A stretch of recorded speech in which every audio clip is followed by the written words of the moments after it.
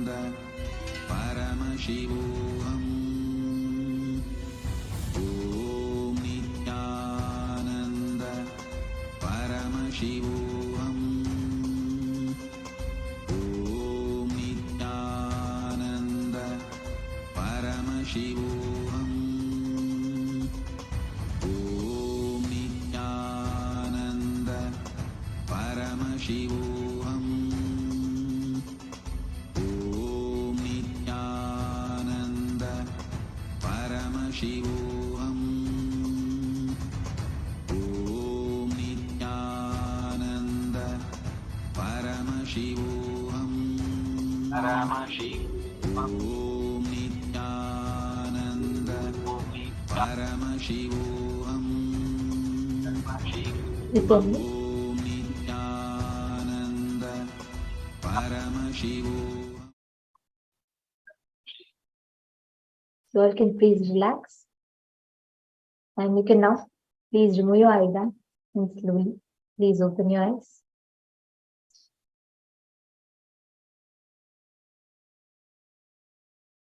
Now, how many of you were, whatever you were able to see, I request everyone to start putting it now. Whatever was revealed to you in your third eye, start typing it now. Whatever you saw.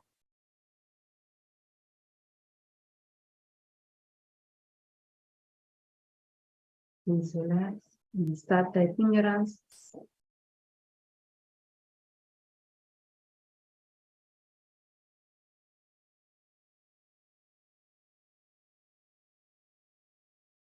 Start typing. You can see if Whatever you saw, yes. And whatever you saw through your third eye, please type it. Start also mentioning the colors, everything.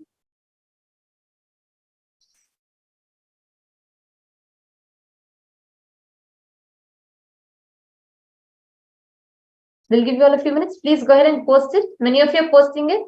Everybody that is watching this, that did the power manifestation, if you're watching it and you're not doing the power manifestation, see, please understand this is a very, very important and very beautiful part of our manifesting the power to receive the darshan. Understand what we are experiencing now is just one glimpse of how we will be experiencing in Paramashivoham. These are just few of the powers. But like Swamiji beautifully explained to us about Jnana Charya, Jnana Kriya, Jnana Yoga, Jnana. Manifesting powers from the space of Paramashiva, manifesting your lifestyle as Paramashiva, manifesting your actions as Paramashiva, rituals as Paramashiva, your cognitions as Paramashiva. So that whole space is what we are all going to be experiencing in Paramashivoham.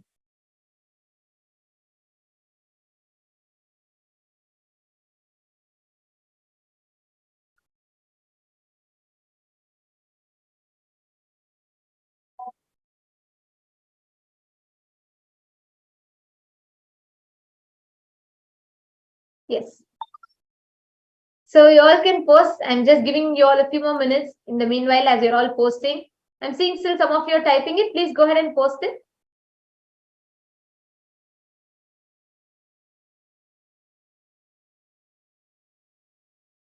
Yes. Now it is time. Let's all see what the answer was. Yes, so this is the answer. I think Purna Pandalika, you got it right. Yes, it is the Anjali Mudra. So that's wonderful. And how many others were also able to see? See, don't worry. You just need to keep manifesting it continuously. And your lifestyle, the way, how unflushed you are, the space that you're in, all these things play a very important role. Because see, the Shakti itself is an extraordinary Shakti, right? The best thing is we are receiving this as an initiation from Swamiji. And when we are receiving this as an initiation from Swamiji, there is nothing from our side much as an effort to manifest it, except for you just being your body just getting detoxed. So third, it doesn't get calcified and your whole system is detoxed. So that is all that you need to be doing. Nothing else, no separate thing that you need to be doing except for just sit and you will be able to see through your third eye. Now, before us going into the next round, we'll be back after a short break.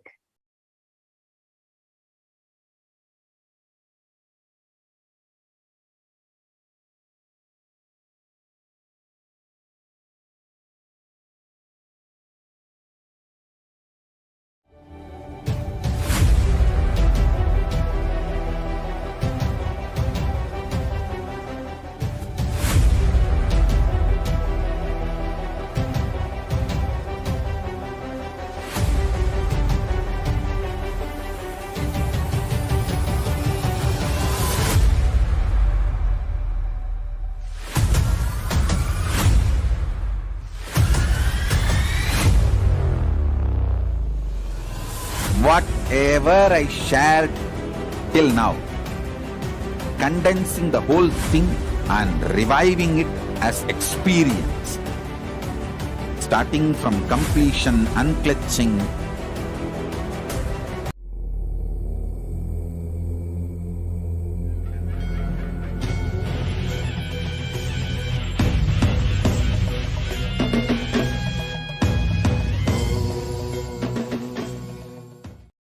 KAILASA nation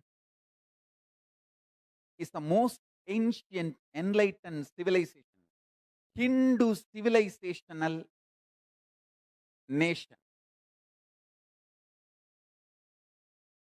There were 49 ancient civilizations, the pre-Bronze Age. The only civilization still alive is Hinduism. This nation, KAILASA, I created as a seed bank for Hinduism to keep everything related to Hinduism alive and revive and share with the world.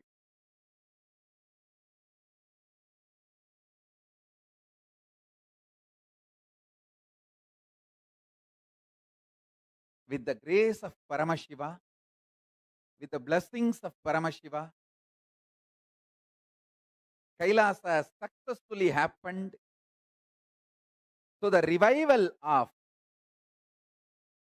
ancient, enlightened Hindu civilizational nation has happened with its own territory. As on now, we have territory more than one places. And we are also getting from few more countries, few more smaller islands and small territories. I am stitching all of it and forming United States of KAILASA. Soon I'll announce the location where all we have our territories.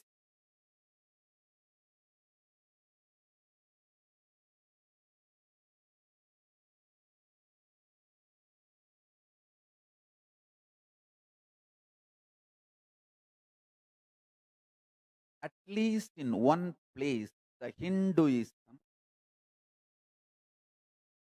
need to be kept alive as it is, without being constantly attacked, persecuted, destroyed. I wanted all the living and practicing Hindus of the world to know Hinduism is the most peaceful, non-violent, contributing civilization. All over the world, we are minority. I want all the Hindus to know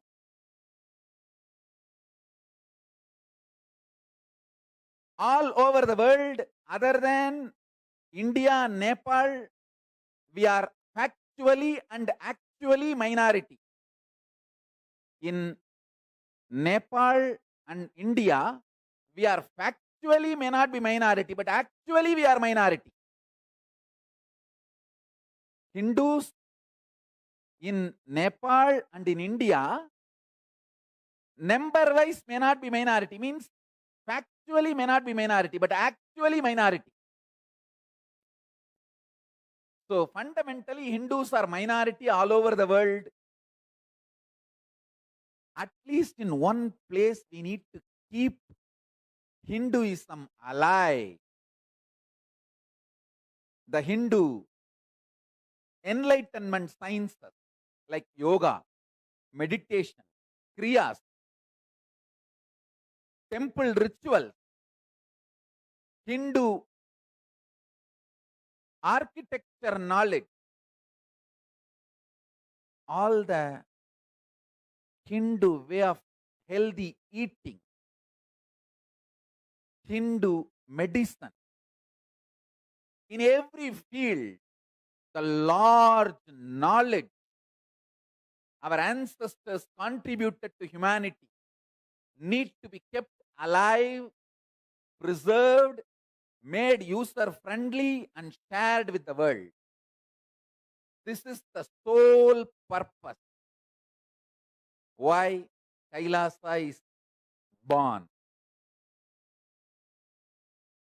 To keep the grand narrative of Hinduism alive, I made this KAILASA. KAILASA has successfully happened.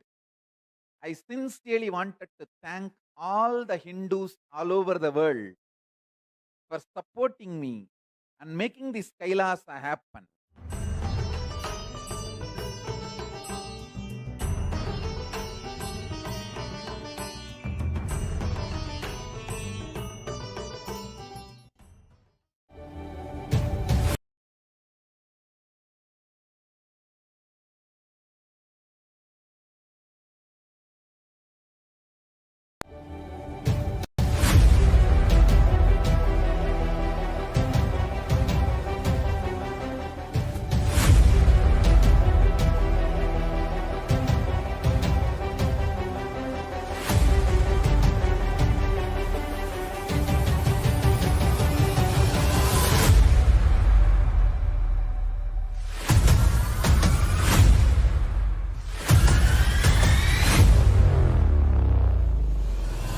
Whatever I shared till now, condensing the whole thing and reviving it as experience, starting from completion, unclutching, power manifestation, the states of consciousness, and the planes, multiple planes, everything.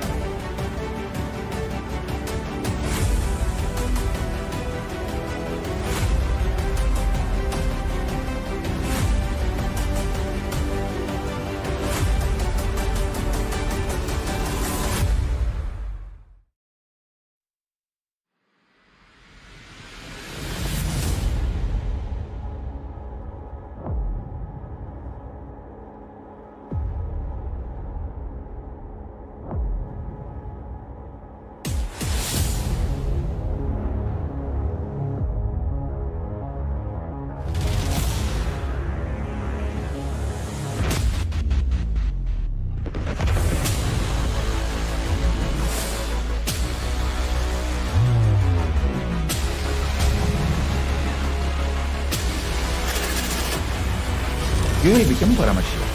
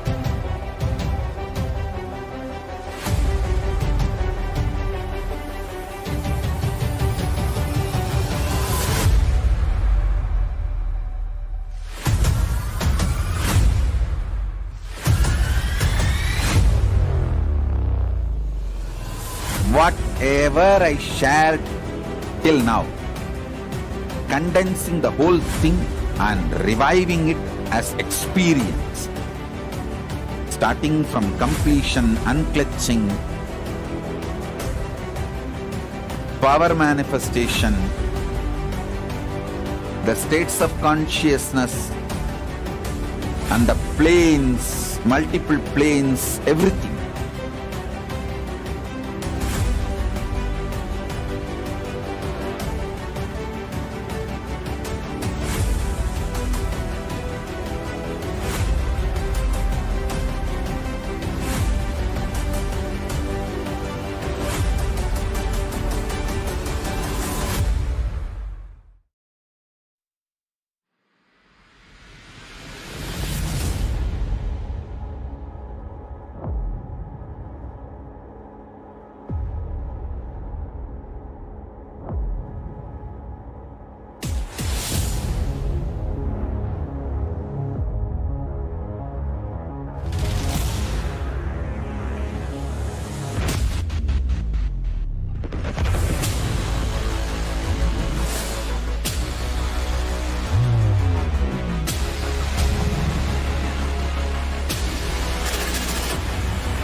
You will become Paramashiva.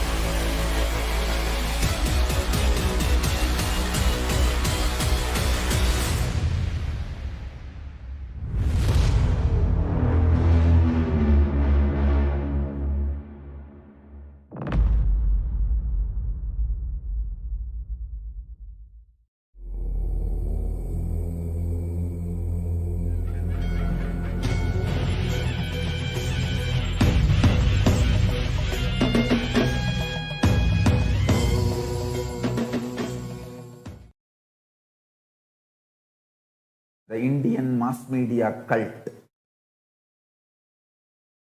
and cinema industry, whether Bollywood or Dollywood or Bollywood or Sandalwood or all, the whole cinema industry in India, heavily funded by anti-Hindu elements, and they have successfully done the continuous hate speech at least for last 50 years.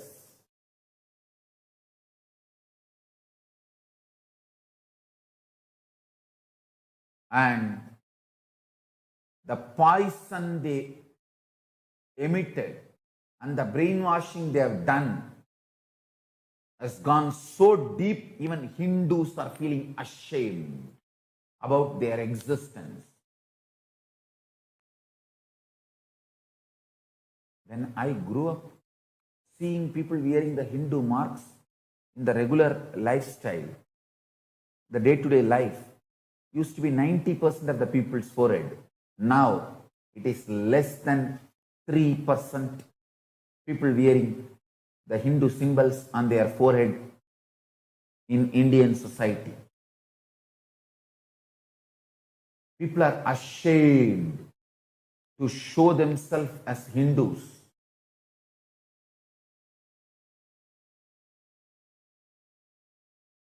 Sadhus are terrorized. They have to constantly live in fear. Hindus, wake up. Wake up. Just getting one job, getting married, 2 kids and 1 house, and a good salary is not life. Hindu youth is getting brainwashed. Just that small little success is all life. And few courageous people who take up this sadhu life to keep Hindu culture alive are terrorized, and absolutely they have to face lawfare, they have to face so much of hate speech and so much of poisoning. Finally, they are killed, eliminated. And I am telling you, in few days, nobody will remember this lynching. and nobody will be punished for this. I have seen this last 20 years. Not a single fellow, not a single terrorist who damaged, attacked our Sangha Hindus, damaged our properties, killed our Kailasavasis, devotees, disciples. No one, no criminal, no terrorist was punished. It is 20 years. Now, I am facing this.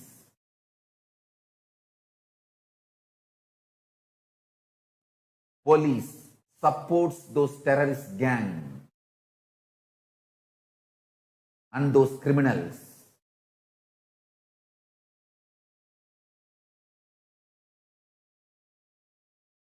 So much I have gone through and my Sangha has gone through.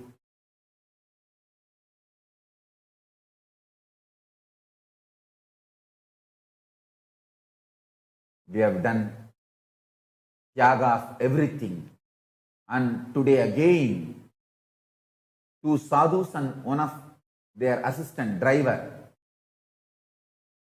they belong to my Sampradaya. They belong to Akada Parishat, the 13 Akadas which we belong to.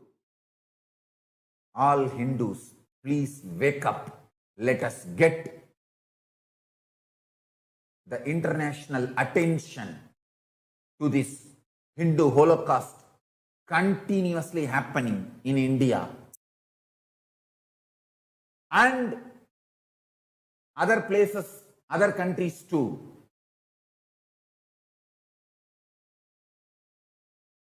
Save Hindus.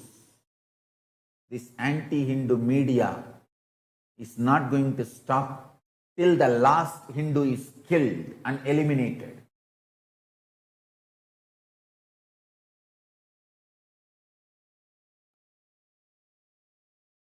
And after they kill that last Hindu, the story also will be, he was responsible to get killed. He was anti-social and anti-humanity, so he was killed. Let us stop this Hindu Holocaust. Save Hindus. I tell you, oh Hindus, Hindu sadhus, if you guys keep quiet, that same terrorist gang which killed the sadhus yesterday, they are not going to keep quiet. They are going to come to you next. Don't think, oh, they have not attacked my ashram. They are going to come to you next.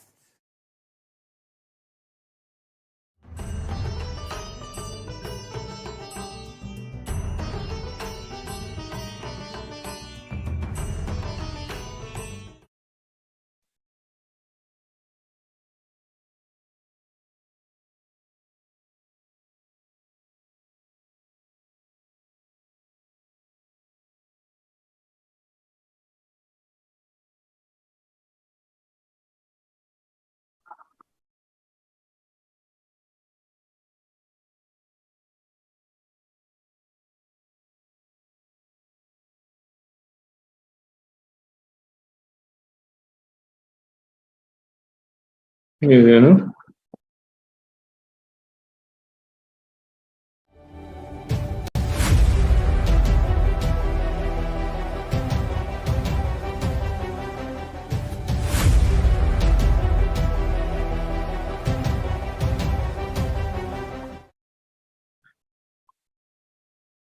Yes. Hopefully, all of you are had a good power manifestation session.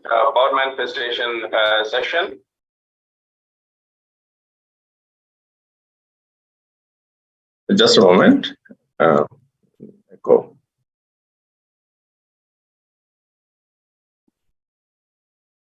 Yes, Nithyanandam. Yes, just okay. Okay, great. So please keep posting your comments on power manifestation.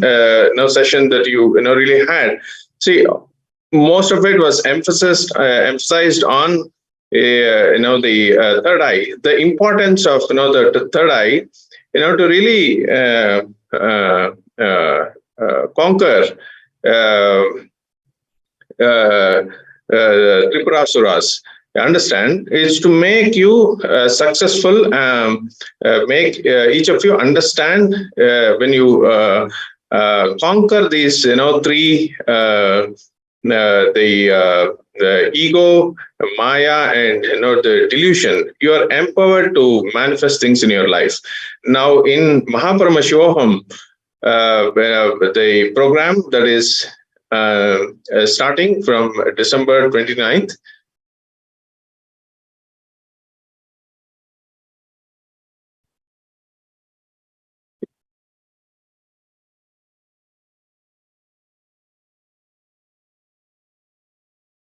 from December 29th, is such an amazing program for each of you to experience, all the powers of third eye and much more, experiencing, the vertical time zones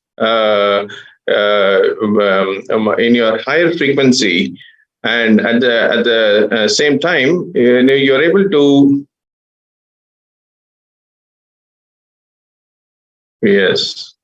So you're able to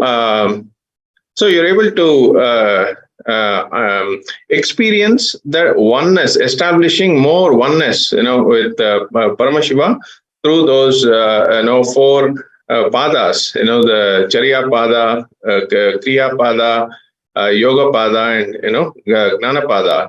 So it's really important for each one of you to. Experience this, and all of you can be a superconscious mutant attending this Paramashivam program, and really give a breakthrough not only in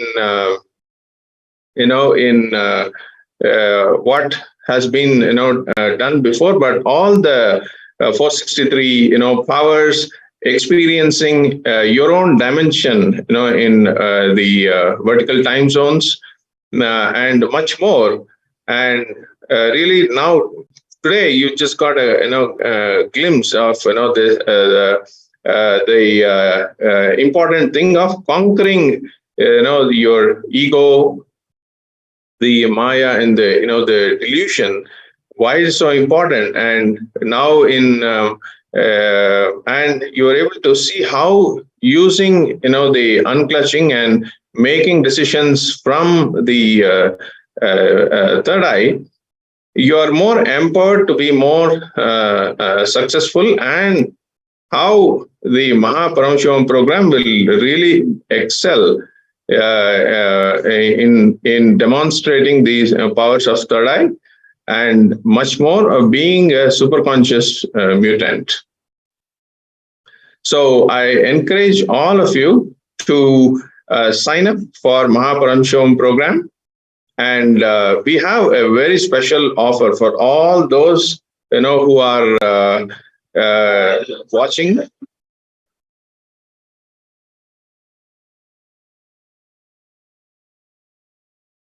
Yes. So for all of you, for all of them now on YouTube who are listening to this, tuning into this announcement, the Paramashivam program is starting from December 9th through 29th, and it is here is a great offer gift, that the Supreme Pontiff has announced, and Now, each one of you can contribute, decide to make 21K and attend the Paramashivoham program for free. Understand? So always Swamiji is, showering us, Supreme Pontiff of Hinduism, always is, showering us, with gifts. And this is one such gift for each one of you to take advantage of it now and pay the 21K and that will be contributed towards your KAILASA seed fund and becoming founding fathers of KAILASA. You all the SJP Yajmans, Kartas are founding fathers of KAILASA, and you can register in the link shown below.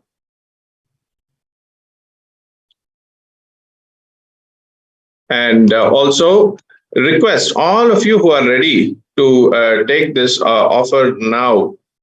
And now you can fill in this registration, and people who have already filled in the registration, you can request, you can fill in the request form and the second link, and to be able to take advantage of this, you will be able to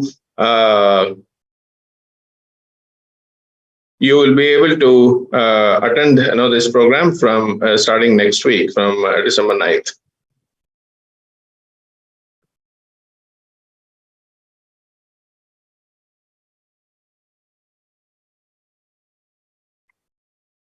Yes. See, also understand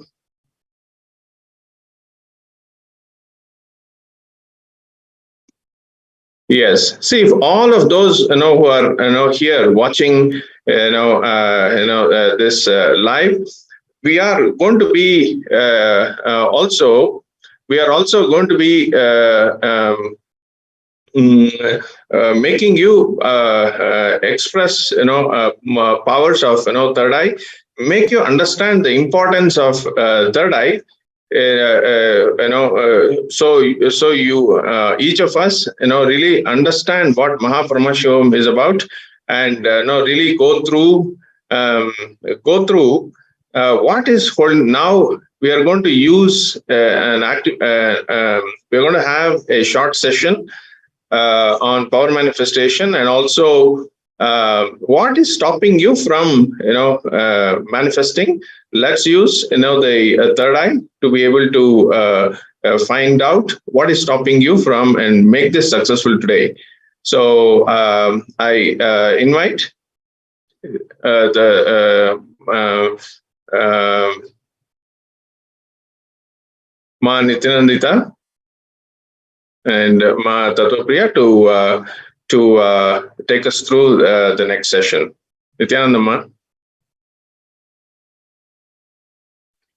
Nithyanandamaya. Thank you so much, Amritaya, for coming and sharing about Paramashivoham and the opportunity for Sarvajñapita to become the part of the founding fathers and founding mothers of KAILASA. And I'm sure that is one thing that excites every time, literally, so many of us ask that as a boon to Swamiji. Swamiji, somehow can I be a part of Paramashivoham? Somehow can I be a part of KAILASA?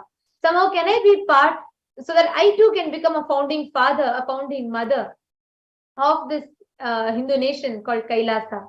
How many of you really have the strong intention in you? Whenever you see Swamiji, you really literally want to ask this as your one prayer to Swamiji. Swamiji, I somehow want to become a part. Just I have this one obstacle. I have something here, something that's all, but I want to be a part. How many of you have that as an intention? Please put in the chat. How many of you have the strong intention to become part of KAILASA? And even for you to be a part of Sarvajñapita Yajaman or Sarvajñapita Karta?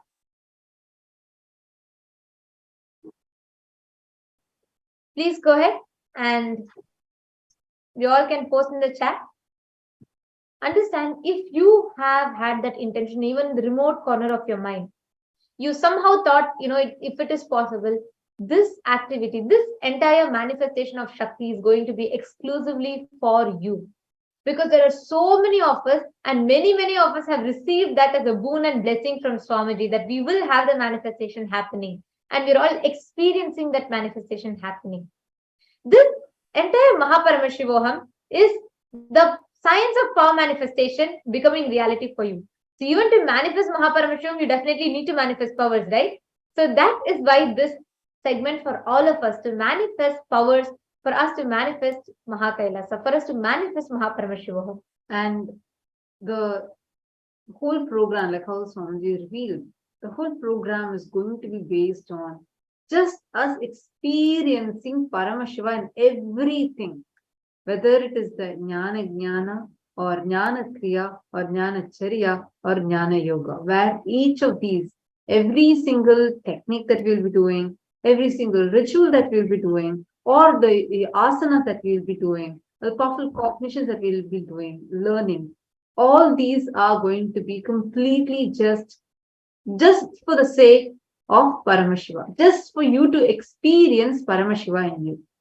So now let us see. I request all of you to take a few minutes, share with us. Why do you want? I see many of you saying absolutely yes, and you want to attend Mahaparamashivoham. Why do you want to be a part? Like what inspires you to be a part of Mahaparamashivoham? Just take a moment and share with us.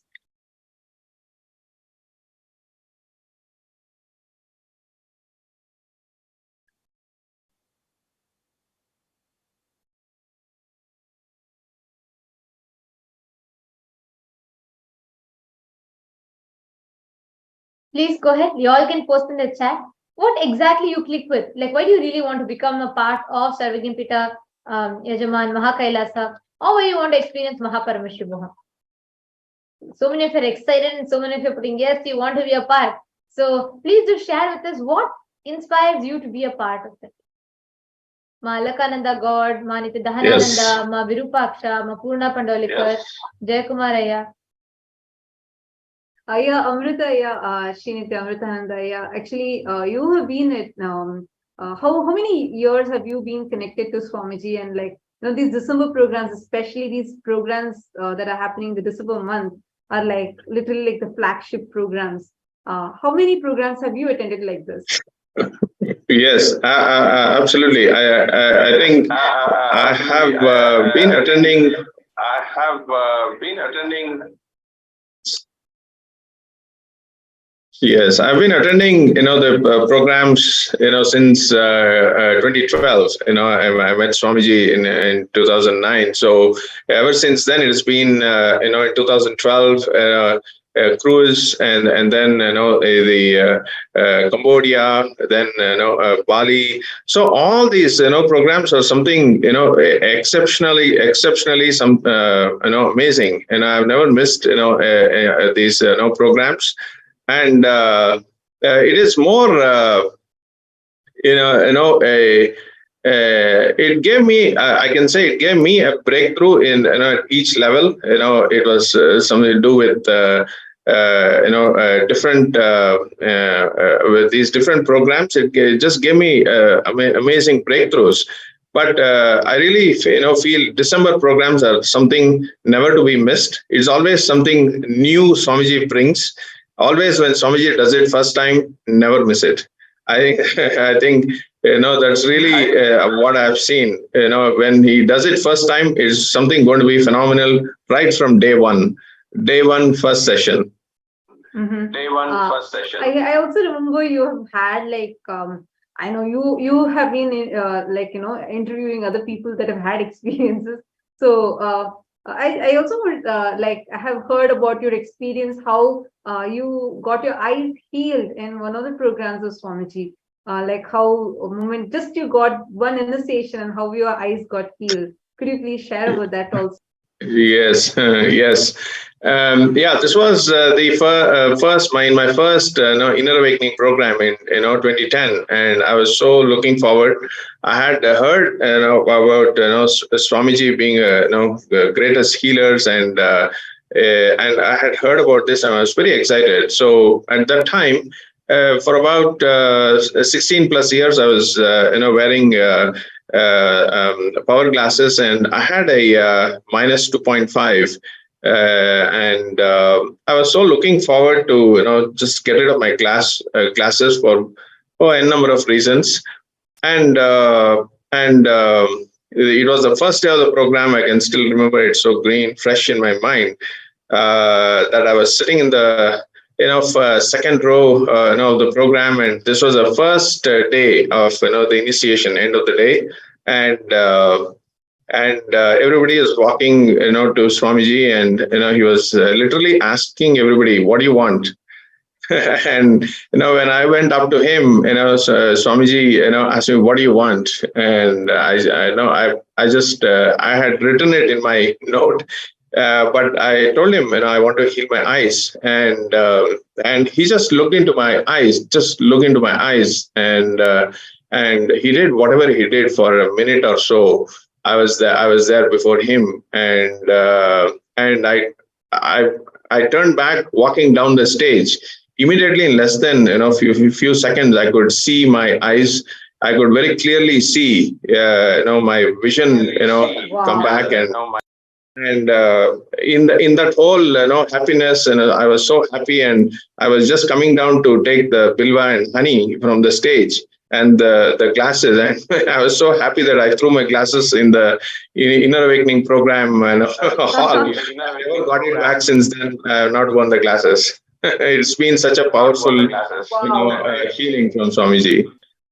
So what you have been wearing for so many years, you got off your glasses just through one initiation of Swamiji, and last 12 years you have been still without using any glasses, just because of that one powerful darshan of Swamiji. Yes, I can do everything.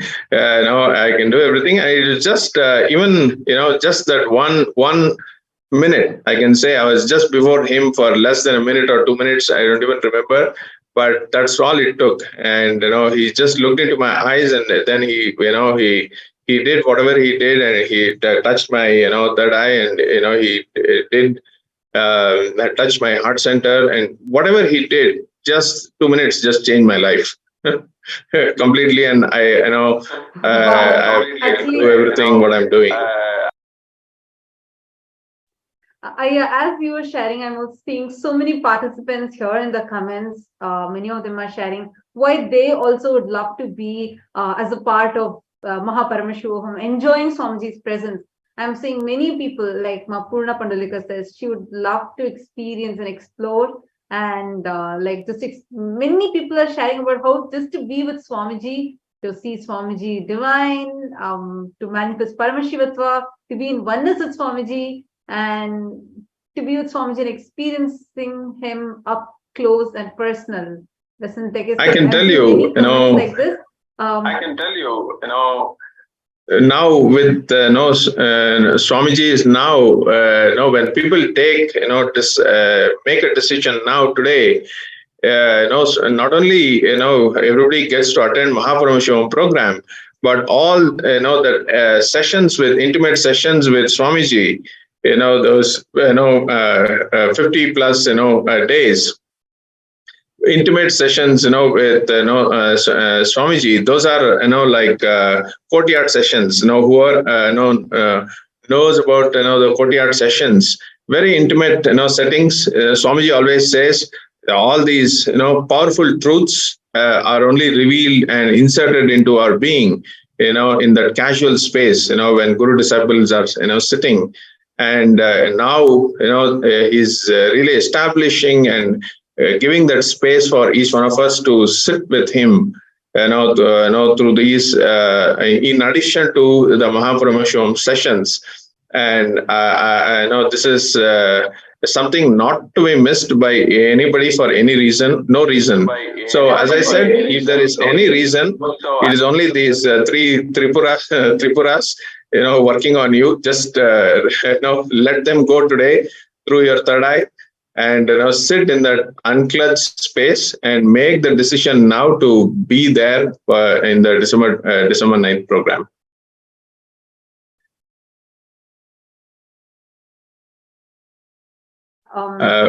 We can't hear you. Actually, I was just reminded of a very powerful experience, like when you were sharing about the way how your eyes got healed just through one darshan of Swamiji. I remember how it was, I think I was just 14 years old, and I did this Cambodia Inner Awakening, which was also another December program Swamiji had conducted. And I was, just before that, I was diagnosed with PCOD, polycystic ovary disorder. And the doctor told me that you cannot get healed. It's going to be for lifetime, and it's impossible for it to be healed at all. And it'll affect me in like getting more. There was like some side effects of it that he had told me. And the doctor said that it's impossible. You have to be in lifetime medication for it. And after that, again, when we came to Cambodia, in one darshan, actually, I didn't even ask Swamiji anything. Swamiji just told me that Swamiji will heal me completely. All of a sudden, Swamiji just told me Swamiji will heal me completely. And then only I remembered, it was during the darshan, and I remembered that, oh, I got this PCOD diagnosis. Then I told that to Swamiji, and Swamiji just blew. And Swamiji said, it has disappeared now. And it was a very powerful experience for me. I came down the stage, and I hadn't diagnosed it for the next 20 days. Like after the whole program got over, then I came back and I visited the hospital to diagnose. Not even a little bit was remaining. It's like there's no cyst that was remaining in my body at all. It got completely healed. And like that was one of the many powerful experiences, like how Swamiji just heals just through one initiation. Actually, see, I just listening to these experiences, right? From the age of 12, I have been like Swamiji has literally brought me up in the Gurukul, and seeing how thousands of people experience healing. So many people I've seen in program who will just walk into the program, they'll experience such amazing healing happening. I have seen people like for one person, she never saw colors through her eyes. And for the first time ever, in the first darshan with Swamiji, when the screens opened, it's the first time she saw something in color. She could see color finally after like so many years. So many of us have struggles. So many of us have some sufferings, which we all go through in life at different points in time, different types of it. It can be physical disease. It can be some relationship issues. It can be certain conflicts in life. But each of this, when we try as much as that we can, we do, it is still we try to battle with, we are still in the same battlefield where we're trying to see how to get rid of this suffering, how to, cope up with it. This is what are the probabilities that the society places in front of us, like how to cope up with that suffering, how to live with it, how to battle with it. But it is only with Swamiji where Swamiji is so beautifully bringing in that he simply make that whole thing redundant, where in the presence of an avatar, he simply lifts you to the highest consciousness, where all of these become too small for you to fight with. They all become too small. Like when you're a child, you play with toys, but after you grow up, you are no more attached. It's not that you have to go or get rid of the toys. No, it just doesn't affect you anymore.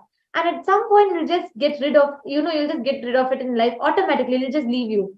Same way, all these things are so beautifully, the moment we get initiation, the moment we start manifesting Shaktis, which is the highest state of consciousness, all the lower identities become redundant. You don't need to struggle with it to make it redundant. It just becomes, imagine when you sit in the program, when you manifest powers, when you are able to move a bottle in front of you without touching it, then any big financial issues in life, any big relationship struggles in your life, you can simply move that problem because your consciousness, and you can move the bottle in front of you. So it is really so nice to listen to the sharing, and when each of you are sharing your experiences. And I also have a question to ask Amritaya, but before I get to that, all the viewers were eagerly waiting to receive the darshan of Swamiji. We're all here because we are today, like Amritaya was beautifully sharing, we're all going to be blessed. Where we win over the Tripurasuras, the fear, greed, and worry, when we have the Bhava Samadhi darshan of Tripurantakar.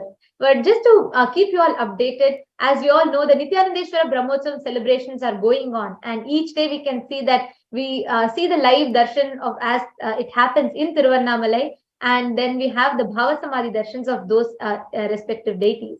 Actually, the way how Bhagavan Tripurantakar manifests, right? Like when we listen to the story just in the beginning of the session, the whole ritual, like all the devatas, everybody together become that chariot. And the whole thing, and then Bhagavan Tripurantakar manifests and just destroys, just by opening his third eye, through the third eye, he destroys the Tripurasura.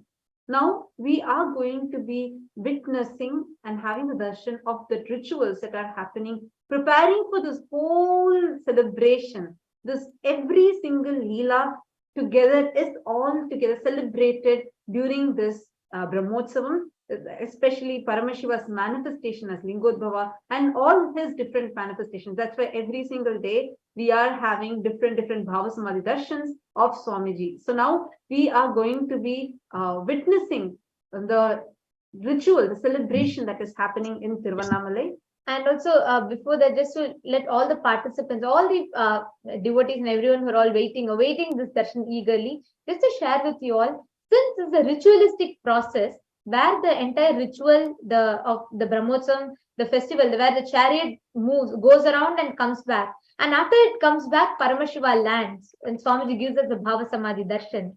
So the 5 chariots are traditionally, as per the ritualistically, the 5 chariots goes around and the Tiruvannamalai, they finish their chariot procession, and then only then Paramashiva manifests as Lord Bhagavan Tripurantakar and destroys the 3 demons or the 3 cities.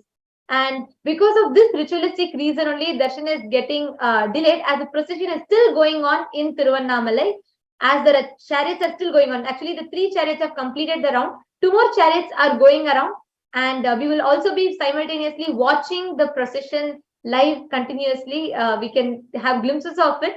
And once the procession gets completed, only then Paramashiva lands and Swamiji gives us the Bhava Samadhi darshan as Tripurantakar. So stay tuned with us as you're all awaiting the darshan.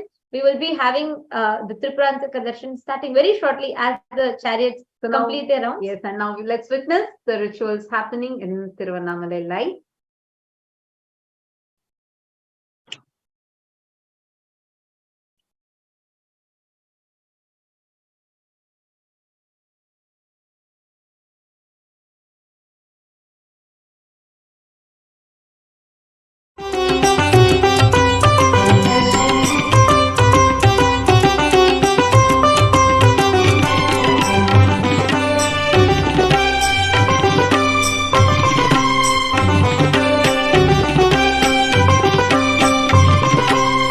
அடிமுடி காணா நெடுமலை வாணா தில்லை நடமாடும் அம்பலவாணா சிவகாமி பிரிய நடராஜனே உண்ணாமுலை மகிழும் அருணேசனே தீபதரிசனம் கோடி கோடி புண்ணியம் பிரதோஷ தரிசனம் வாழ்வினில் பாக்கியம் கார்த்திகை தீபம் கவலையை போக்கிடும் சிந்தை குடில்திட சிவபதம் அளித்திடும் தீபம் தீபம் கார்த்திகை தீபம் கண்டால் விலகும் பாவம் அண்ணாமலையின் தீபம் கண்டால் வாழ்வினிலே சுபயோகம் தீபம் தீபம் கார்த்திகை தீபம் கண்டால் விலகும் பாவம் அண்ணாமலையின் தீபம் கண்டால் வாழ்வினிலே சுபயோகம் ஈசான சர்வ வித்யா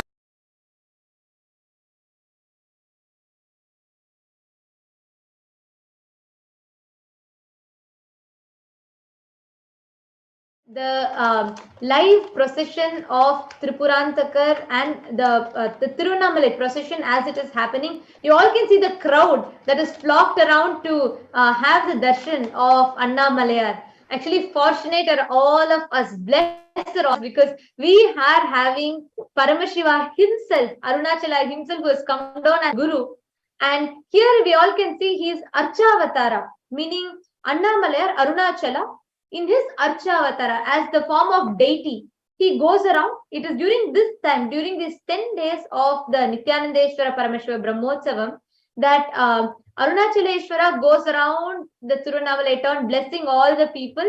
And then on the 10th day, he gives a darshan as Arunachala, the day he happened and manifested. So as we're all watching this, we'll be glimpsing through this in between as we're all awaiting the darshan, because the ritual is happening here, the procession is continuing to happen. And in the meanwhile, I would also like to continue my conversation with Amrita Aya and Ma Tattva Priya. So Aya, I had a question for you. You were beautifully sharing about how yes, you were sharing with us about how you had attended so many programs, right? Every year.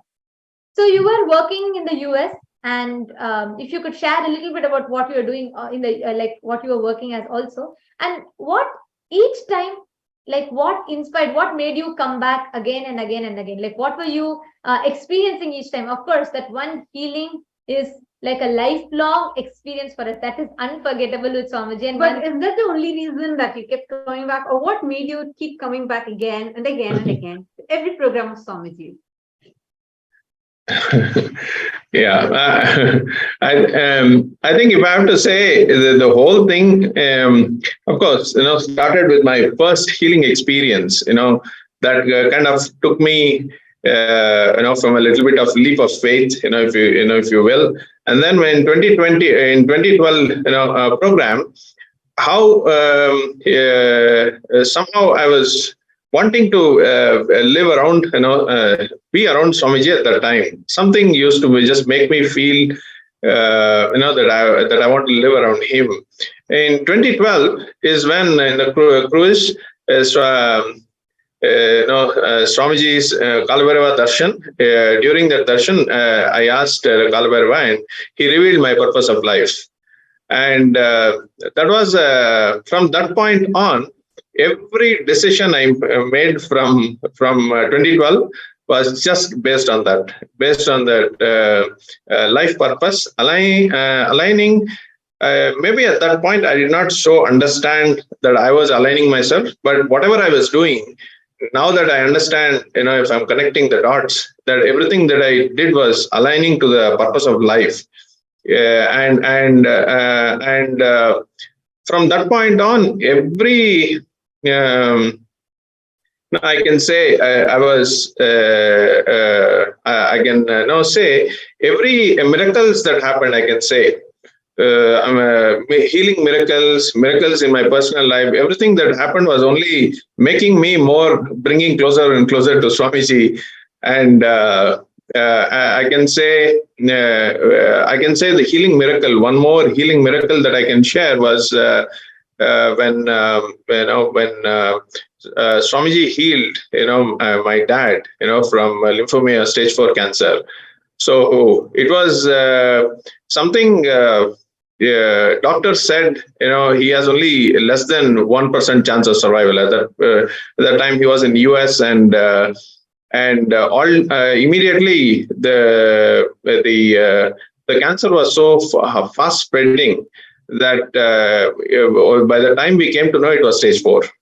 So it was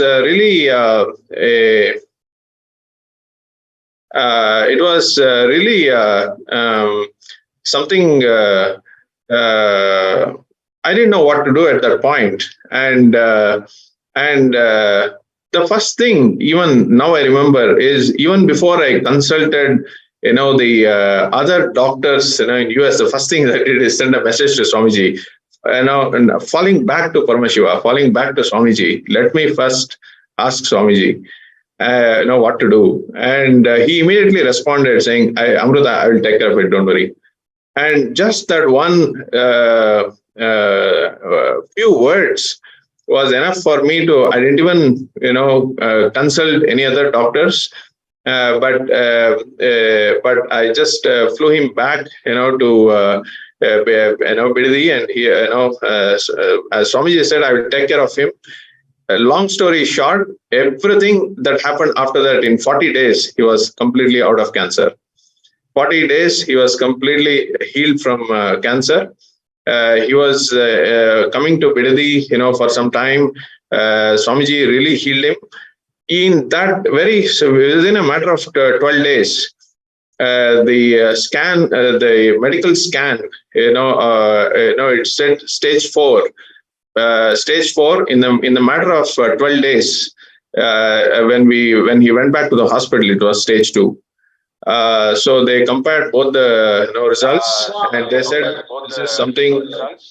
this is something that we have never seen in a patient who is above 70. He was 72 years at that time, and we have never seen such things. And then Swamiji said, I have done whatever I have to do. Then let the medical people do. And he was at that point we found a doctor. Actually, we told Swamiji, we are not getting any doctors. Nobody wants to treat him because everybody feels that he is not going to survive. And Swamiji said, I'm blessing you will get the doctors in less than 24 to 48 hours. In less than exactly in 24 hours, actually, I got a call from a doctor who was actually supposed to be flying from Chicago, and she lives in Bangalore. And somehow, we got connected with her, and she said, I'll treat your dad. And within that time frame of when he was responding to the medicine, actually, the way he was responding even to the medicine, he was actually watching satsangs, at that time, morning satsangs, even in the hospital. At that time, Mahamrita was there, and she used to play the video every day. And the way he was responding to the medicine, he only had not even one full cycle of chemotherapy, not even one cycle, less than half. The doctor said the rate at which he's recovering, we have never seen a patient like this at this age, not even a patient at any other age recovering like this. And she said it is a medical miracle. And we all I know it was Swamiji who did this. And he said after this the cancer will never come again. And he's hale and healthy. He's 84 now, and he and my mother and my dad both love Swamiji. So beautiful. It's so powerful. Yeah. And So the best part is one is about the healing that you shared. It's something like it's just too miraculous. And the other part that I really loved was how Swamiji took care, even till you getting a doctor, like ensuring in every single step, he's just there with you. Wow. yes, he was there with us all the time, and just that incident alone, is we are very grateful, and at the same time, such people. I've shared this with many people out there. Any medical situations and things like that. Swamiji has really where the medicine ends. I can say that's when Swamiji's work starts. Spirituality starts. Really, medicine is so. We have repeatedly experienced this. The medicine is so young. And spiritual healing and the science is far older and proven. And I've seen this not only here but in many other devotees. Where instances like ovarian cancer in women. So many people have been healed, and I can say for me that was. Those were the stages in my life that kind of raised me higher and higher and higher, to be connected to Swamiji and wanting to live around him. And I can say like every other people, I was also in the United States to earn money, and I was just working for a company, and then he blessed me to start, my own company, and that's when I just left a very stable job, and I started my own company, and he just made me successful, in what I was doing, supporting me. I can say, how he really supported me even when I was doing the program. I can take one example. In 2012, the whole year. 9 months I was out of the country, and that was the year I actually earned much more, in the United States than any other year. And even I can say, I traveled with Swamiji to Kailash, and in 2012, and all continuing to do the programs, and he just takes care of you, and he really made me understand, when you do Paramashiva's work, he will take care of you. So just experiencely in many different ways, different levels, I experienced this. And it's a very beautiful yeah, point so that you got up there. I just wanted to highlight to all the listeners, that all the viewers that are watching, because see, it really clicks with me, the experience that you're sharing. So see, it's not just one aspect that Swamiji attends. The moment you say, Swamiji, you know what, you please take care, and he attends to every aspect of it, whether it was your healing, like healing of your eyesight, or healing of fourth stage cancer of your father. 72 years old now, he's 84, hale and healthy, and so happy. So many aspects, whether it is your job, each of the like for you to start your own business, every aspect. When you just left it to Swamiji, when you just said, Swamiji, you take care of it, and you came, and Swamiji completely took care of it, like end to end. And that's a very beautiful point here, because many of the time we tend to restrict ourselves. We say, oh, I really want to make it, I really want to be there for Paramashivam. So many of you have posted in chat, like, I really want to be there, I want to visit Kailasa, I want to be part of making Kailasa happen. And at some points, each of us tend to get stuck with some of our incompletions, or perhaps our understandings of what our limitations are. And then we think we need to work on it, and that is where we start deflecting from the path of manifesting Paramashivam, because that is one click that I have had, that you can only manifest Paramashivam. You can never see, Swamiji never says, you earn for Paramashivam. Swamiji does not say you will get the money for Paramashivam. Swamiji says you will manifest, because it's an experience for us. The moment you decide you want to be there, your journey starts. The moment you decide that I want to be part of Kailasa, it starts from right now. Like whoever put yes in the chat saying, I want to be part of happening of Kailasa, it starts from now. Your journey of manifesting Kailasa starts from now. It's not about the money. It's not about your time. It's not even about the obstacles that you think exist.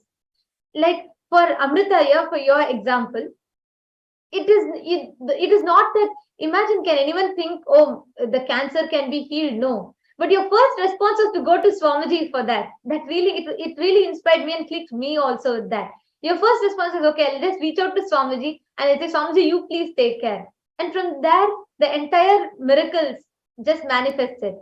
And one other thing also I was wanting to ask Aya was, see, I know you've been working in a very you're from a very good background, right? And you were working in a very good job before. And how did you make it happen for the programs? Like, did you get the time every time, or did you get the time to actually come and attend the program?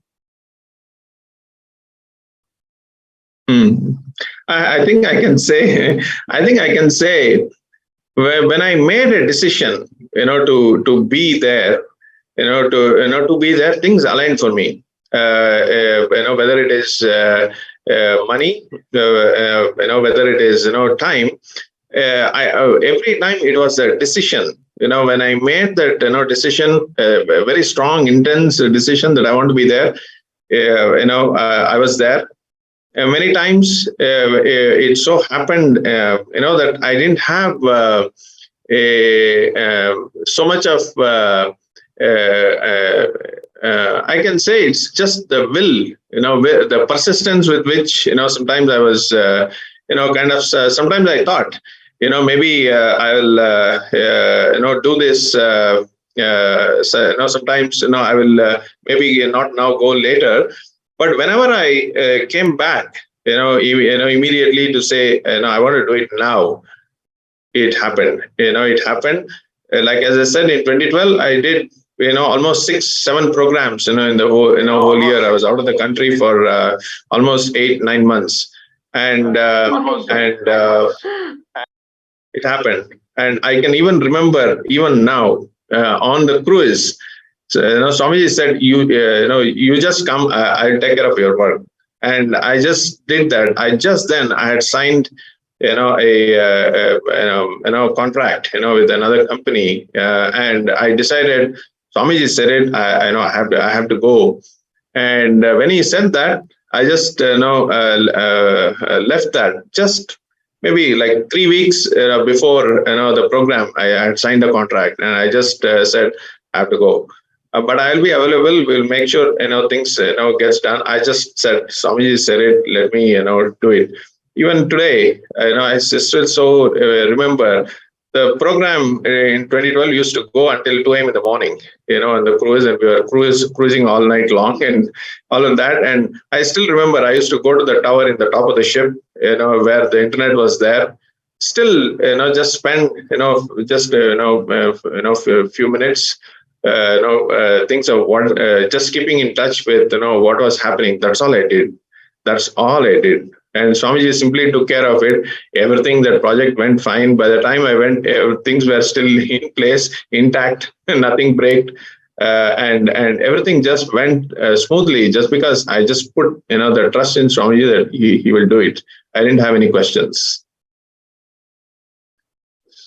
Beautiful, actually, that is proving one thing, like establishing one thing, which is you just have the intention. If you just have intention with will persistence, like intense intention, that's all, Swamiji will make it happen for you. Anybody that even has one intention to be in Paramashivoham, you'll definitely make it happen, because Swamiji will make it happen for you. That's one of the biggest clicks, because like, see, you shared time, he took care, health, he took care, job, he took care. Even it's not that he made you drop that contract or anything. You got it contract successfully.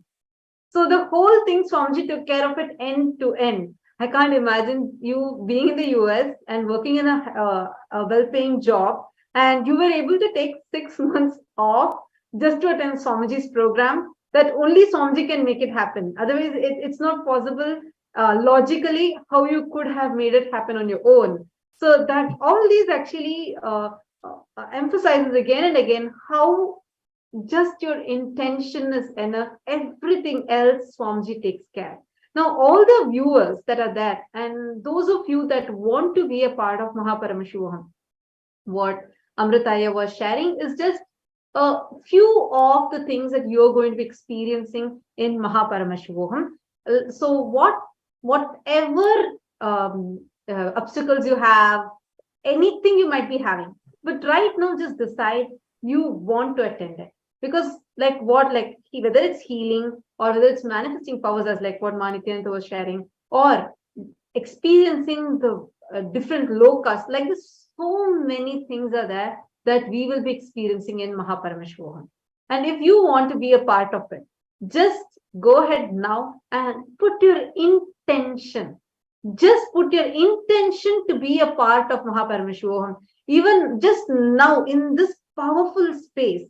See, you might have decided earlier, then you might have dropped the decision. It's fine. Now you decide. Now you create your intention with this powerfulness. I'm seeing so many hearts and people feeling very inspired in the chat. Just take the decision now that you want to be a part of it. You want to make it happen for Paramashivoham. You just want Swamiji to do it for you. Swamiji will definitely manifest it for you. How many of you are here right now logged in who want to attend the program, who have a strong intention? Just say yes, and we will be sending you the intention form, the Paramashivoham intention form for you, and you can sign up in that form right away. Just put their intention, and we will be reaching out to you, and we'll be supporting you, and most of all, Swamiji will make it happen for you. Actually, in this space, when you listen to this and what you experience, each of you, Hiranmayi has posted, Malisha has posted an amazing story. Thank you for sharing, Amritaya. And Hiranmayi has posted, I too want to be part of KAILASA. Please take care. And Amanda Tutti is also posted. Okay, so you have manifested all. That's amazing, Ma. See, understand, in this space, whoever whoever feels like, I want to be a part, I too want to experience this. This is the space to take the jump. Just go ahead and you put the intention, and we will reach out to you to support you in your journey of manifesting this. And you can go ahead and fill up the form. Here we have the form projected for all of you. You can go ahead and fill www.sksjp.org/contribute. Yes. Yeah, I can say, while everybody, I can say, whenever I needed to, I can share instances, where,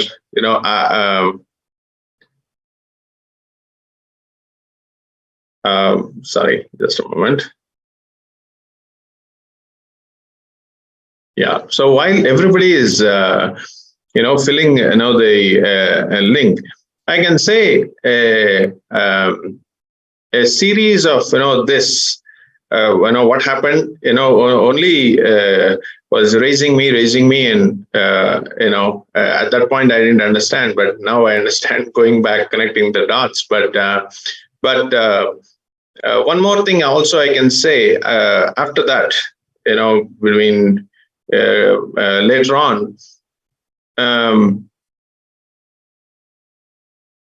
when I was traveling, traveling, in the United States, on, business, many times there were, situations, that I got, I was fortunate, to be in, inner awakening, programs, not as a participant, but be there. But really, I can see, I can say how with the moment I made the decision, I have to be there. I have to be there. And Swamiji shared, said it, and I have to be this. The moment, every time I made that decision without convincing, without any logical convincing, everything just fell in place. Within a couple of hours, I was. I was in a certain place on business in the US. So I ended up in next 24 hours, 48 hours in Varanasi. From there, it just so happened, from Florida, I had to fly there, and I just had a great time, there in Varanasi, and I had never been there. This was in 2014. I've never been there, and this was the first time, and I was so happy to be there. And all the best times, all the beautiful big team of participants there experiencing the program there. I can say all this. It can be even the decision that I made to be in Kumbh Mela, in Nasik. So I never thought I could, make it. I've never been to Kumbh Mela in my life, and I really wanted to go. I really wanted to experience. Many people have said, and I wanted to be there. And when this was announced, I wanted to go, but there were some obstacles,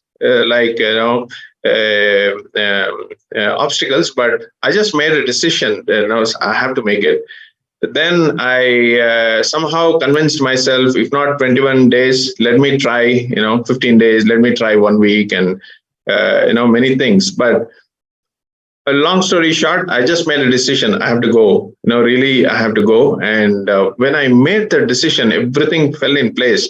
I was in, Kumbh Mela there. And I can say until now, it is most memorable, Kumbh Mela. And that was the first time for me, but it's so memorable and fresh in me that so many things shifted for me there, in Kumbh Mela there. Ujjain Kumbh Mela, sorry, not Nasik. Ujjain Kumbh Mela. So many beautiful things happened there, and I really enjoyed it.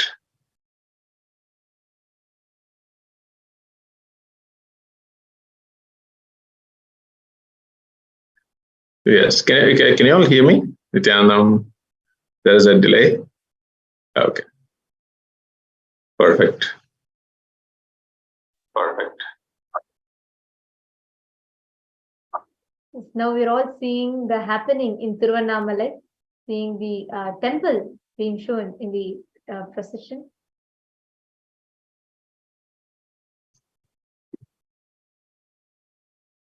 Here we can see the Rathotsavam. Actually, this is the chariot. This is one of the chariots of the Panchamurtis. There are 5 chariots that goes around, and this is the Rathotsavam ritual that is happening where Arunachala, Paramashiva himself in his Archavatara travels. We can see this beautiful chariot, and the story of Tripurantaka itself is so beautiful that Paramashiva comes down and to the devas and the gods and the demigods, all of them go praying to Paramashiva, saying that the 3 asuras are the Tripurasuras are really torturing and harassing, so they all go and pray to Paramashiva, saying, "Come and save us." So Paramashiva comes down ready to go for a battle, like ready to go with, he comes with a bow, arrow, everything together. And what happens then is all these devatas decide, Paramashiva, I too want to be part of your mission.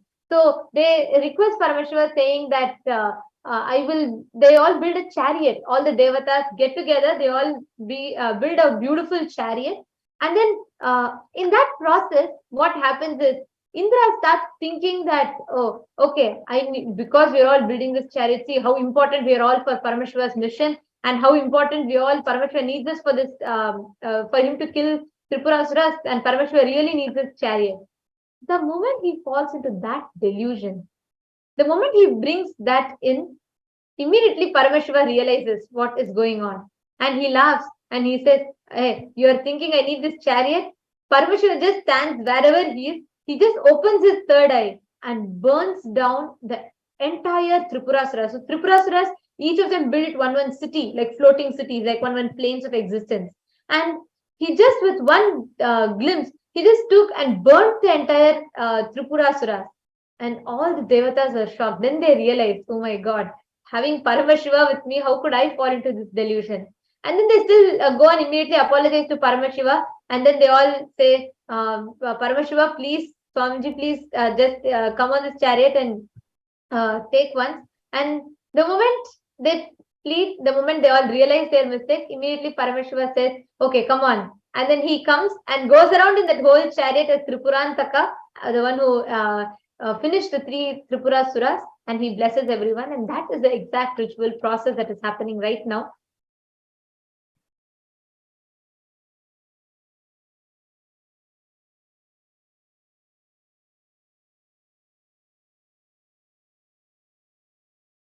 Yes.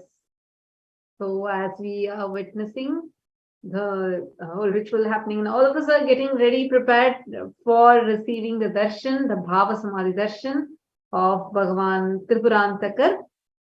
So as we all are getting ready for that, we were just discussing about attending, like what all are the different things that you'll experience in Paramashivoham, and so beautiful experiences we were listening to, how healing just like that happened. It's just wow, like not even one chemotherapy, but like the 4th stage cancer was completely healed.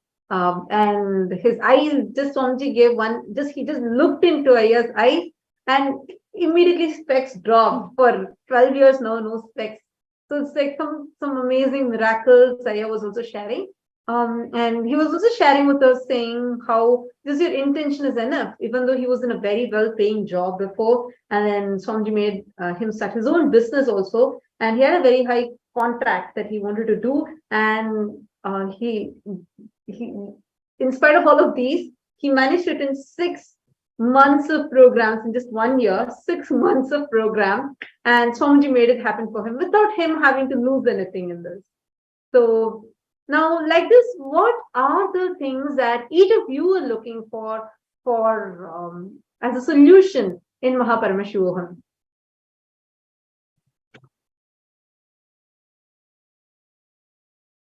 Yes, I'm sure. Yes, I'm sure. Sorry, there was an echo. See, I'm sure. See, all of us have some things that we really want to get healed up, apart from, we want health, we want wealth, and, we want, all of, the materialistic, things. I'm sure, that feeling connection, with Swamiji, the sweetness, all you remember, the best times, with Swamiji that you, really cherish. And apart from that, what are you really, wanting, each one of you? What kind of solutions, that are you wanting, from, this Paramashivoham program, which you really want, which, at the same time, not only you're healed from, this, particular, solution, but you're raised to, the higher frequency, the higher identity of you. So you experience, this. So I want all of you to share what are you really looking for.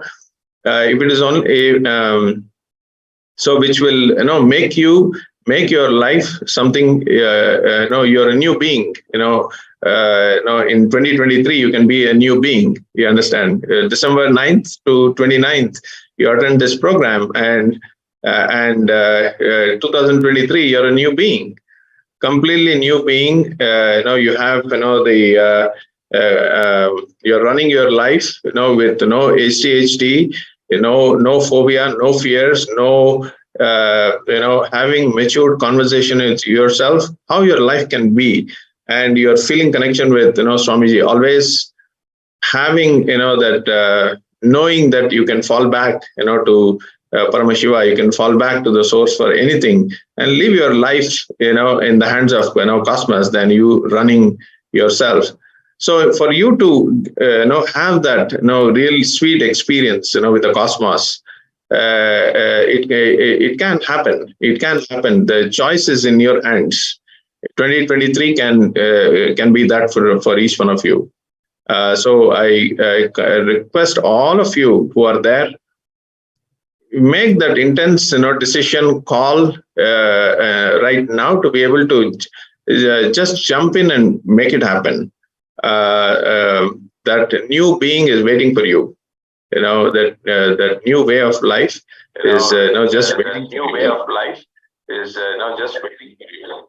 Sorry. Yeah, just to add to that, also, all this while we are just using, we just design our lives logically, right? Like you try to see, okay, these are the goals that I want to achieve. These are my objectives for this year. I want to achieve this. I want to do this. These are the logical steps that I can take. But here in Paramashivoham, like Swamiji beautifully said, as Paramashiva, what should your lifestyle be? Jnanacharya. As Paramashiva, how will you do rituals? Jnanakriya. As Paramashiva, how will you integrate your bodies to experience oneness with the divine? Jnana Yoga. And living as Paramashiva. Jnana. Now, each of this is what Swamiji is going to be giving to us as an experience in Paramashivoham. For the first time, the entire 36 plus years of Swamiji's revelations, and plus all the power manifestation related sciences, where 463 powers, you're going to be learning techniques for them, you're going to be learning the processes, you're going to be doing the samyamas for them. Each of this directly designed to give you that superconscious breakthrough, the experience of superconscious breakthrough. So this bit of this program is designed for that purpose.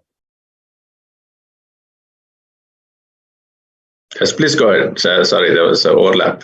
Yes, please go ahead. Sorry, there was an overlap. Sure, yeah. So I just want to share with everyone here, whoever is here right now, if you have the intention, you really feel like, you want to take the step, go ahead. It is not too late. But take the step from the context of, you have to manifest the experience of Paramashivoham. So the link is posted for all of you in the chat. You can take a few minutes to sign up.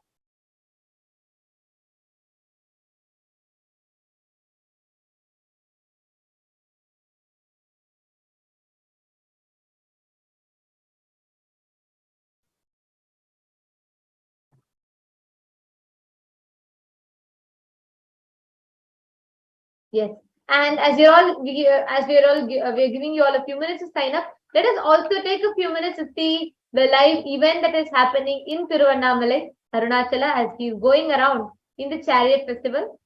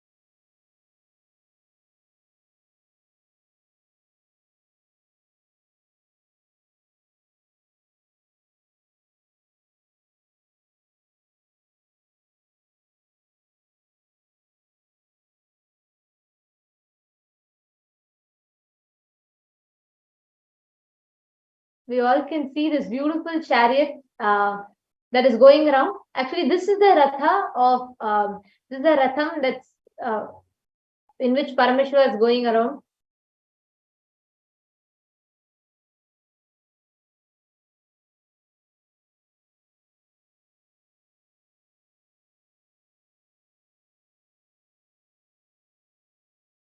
Arunachala, Paramashiva goes around gracing all the devotees in Tiruvannamalai.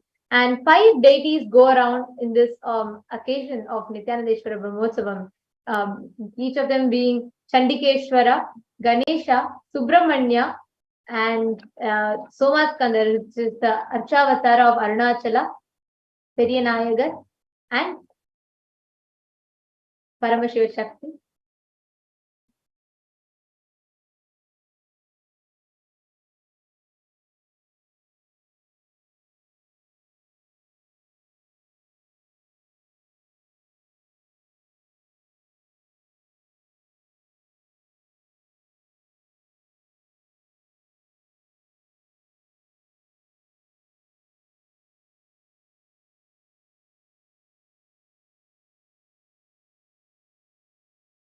Rova.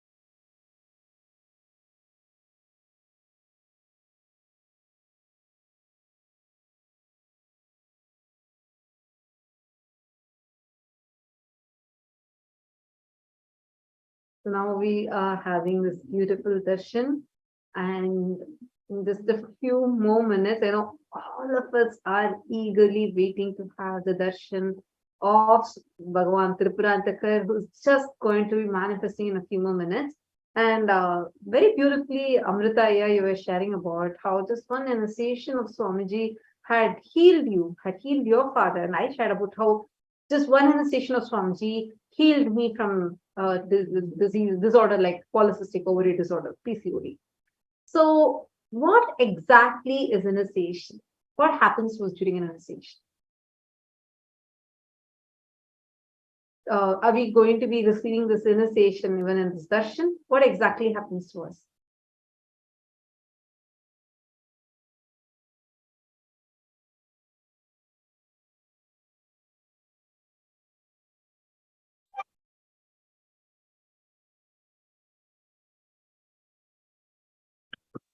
Nithyanam. Okay. Yes, Nithyanam. Yes. So, yes, I see all the initiations, are, so important. Being in the space of, receiving, I understand. Just really, the entanglement, is happening during the initiation, where you just, like how, Swamiji has many times, shared, you just come, make your being available to me. I'll work, I'll work on you. Many times, people come and sit, and only your physical being is there, and your mind is thinking about your work, or planning something different. You're not there. When you just make yourself available, in these such powerful, initiations, he can, work on, you so beautifully, and you just get entangled, with this, space, and what happens to you is, something beyond words. But I can say every time, I have sit in, the initiations, darshans, something really deep inside me has shifted. I can say, I can take just one instance. See, for many years, in my childhood, I came from a very, family where, both my parents, do puja, and really, I grew up, like this, and even in my young age, I used to go to Ramakrishna Ashram, for Palvihar sessions and things like that. So very young in age, I think around 8 years or something, I went to my, with my parents to a place in Tamil Nadu, in Tirutani. So there is a water tank, in front of, that temple.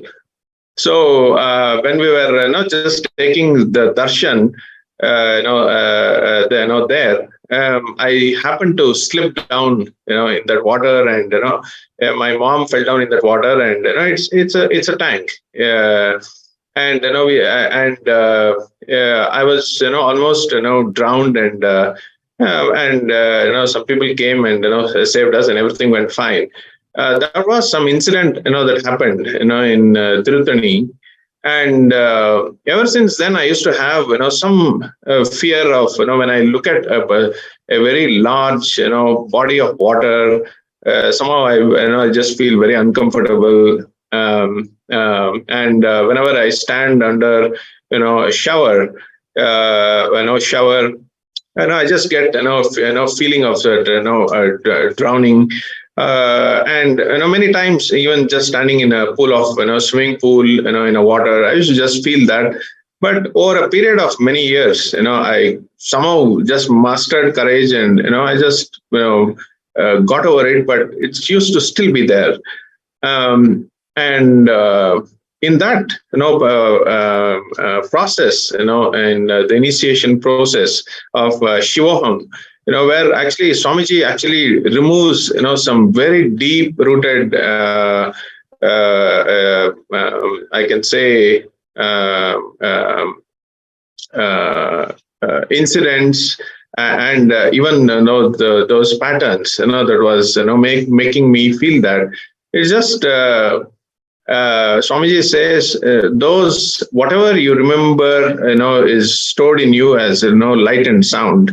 So in that Shivoham process, when I sat, I literally remembered, this this incident, and after that process, I was completely healed, from this pattern of this this feeling. After that, I never had that feeling. I went on a ship, to inner awakening, cruise, and then after that, I used to play water sports, many of that, but I never had this. So things like this, during initiations, processes are very powerful. When you allow yourself to sit there and just let your let your being open, let him work on each one of us, allow him to work on us, and he will do whatever is right for us. So these initiations are something very unique, and when that entanglement happens, between you and him, and when his eyes falls on us, whatever things that has to happen to our being, just happens, and you are something is shifted in you, at that moment. And for me, that has that has been my experience. Every initiation, something out there is there for me, unexplainable things that gets addressed, that gets removed from my system, and I'm a new being. After every initiation, I'm a new being. So that's what I wanted to share.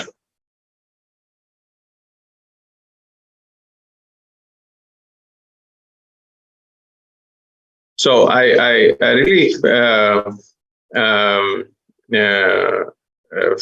feel these darshans are so very important. The initiations are so very important. So today, all of you, and I'm sure, are looking forward to the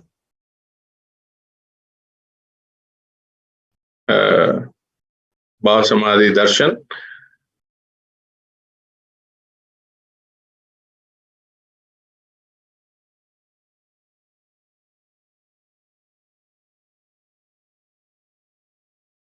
Yes. So now we're going to watch, a documentary on initiation. Really, it's an amazing documentary. So request, us to really look forward to this, and we'll play a documentary on initiation.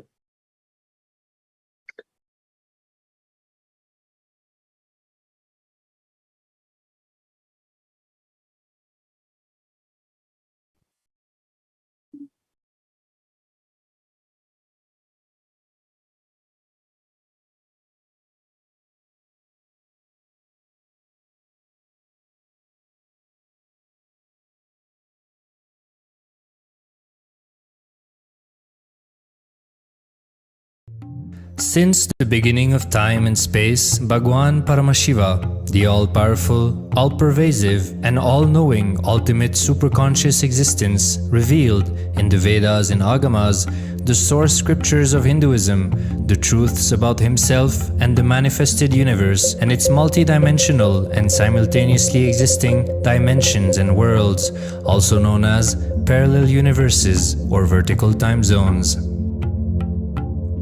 त्रुट्यादि प्रत्ययस्यार्थ कालो माया समुद्भवः. The Kala Tattva, which gives rise to the knowledge of various time zones and parallel universes such as Truti and others, is originated by Ananteshwara from the impure Maya.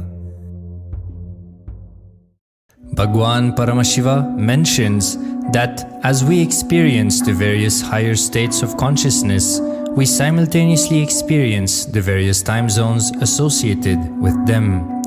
We get transported to the parallel universes and experience the other dimensions of our own existence, of our own personality. Listen.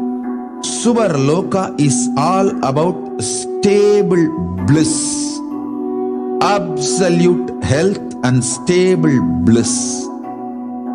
Maharloka is all about the highest peak possibilities.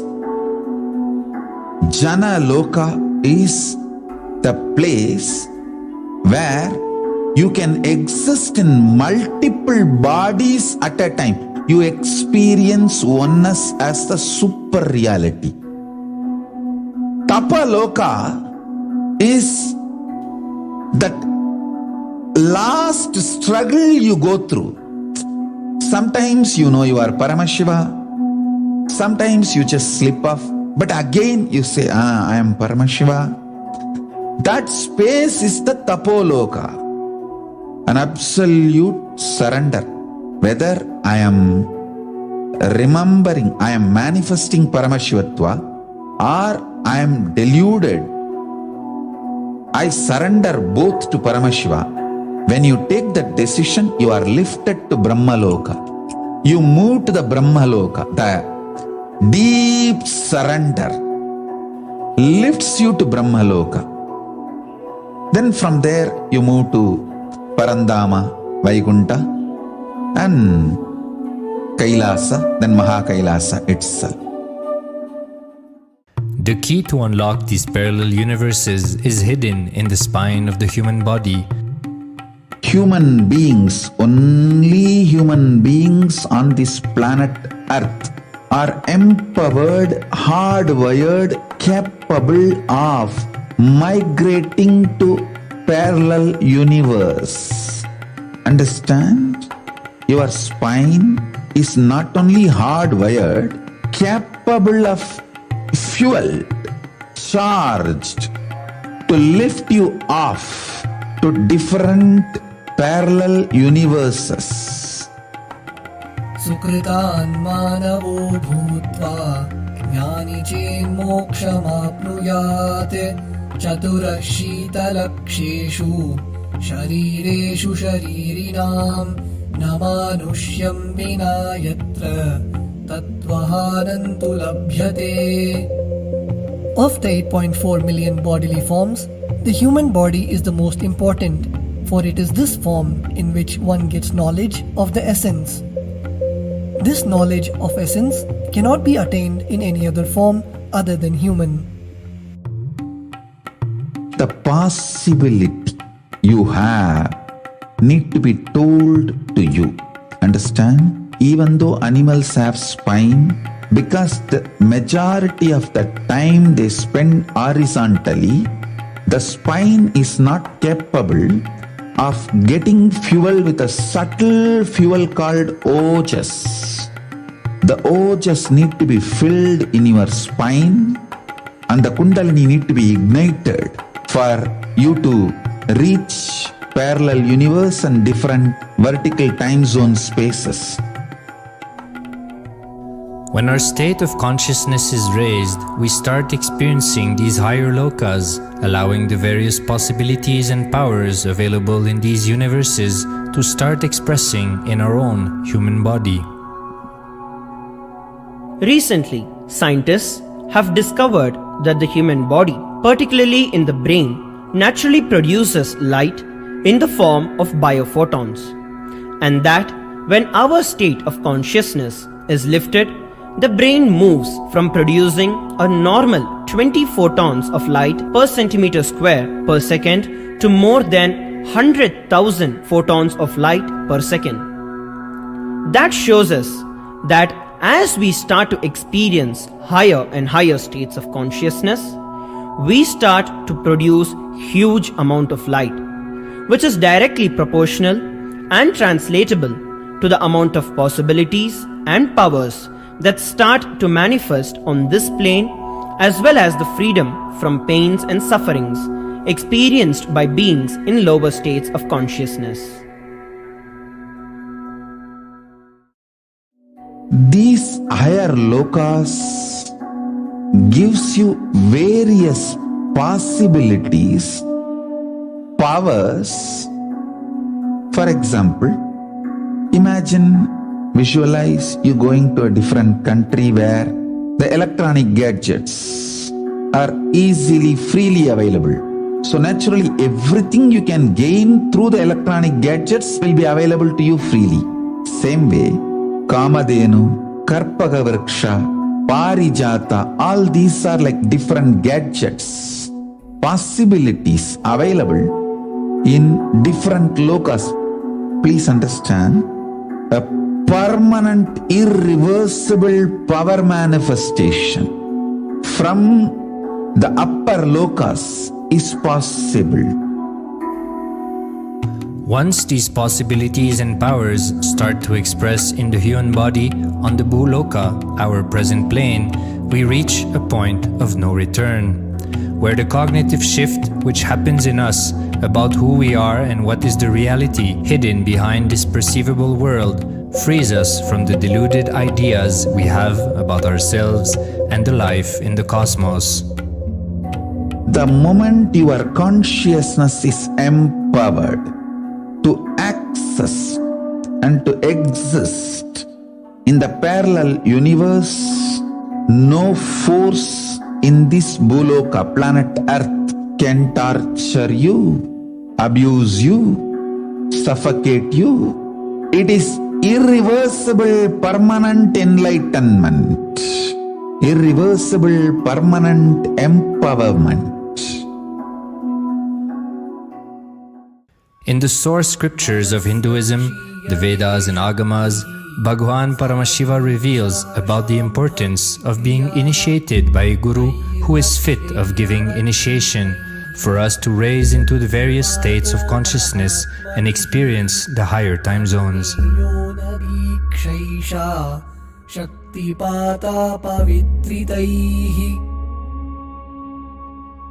The potency of Anavamala, which veils the innate and essential nature of the soul, is set into the decaying phase by this specific activity.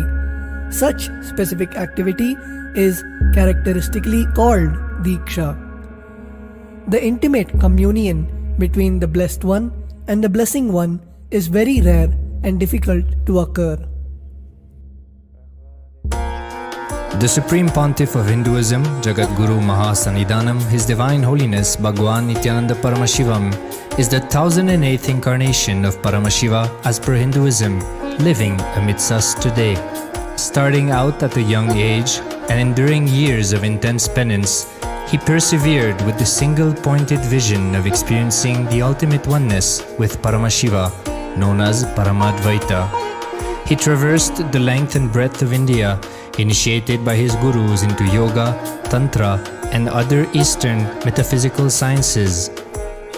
After having many profound spiritual experiences, he finally received the ultimate experience of Paramashivoham, I am Paramashiva, from his guru Arunagiri Yogeshwara, an incarnation of Paramashiva himself in the holy town of Tiruvannamalai in South India.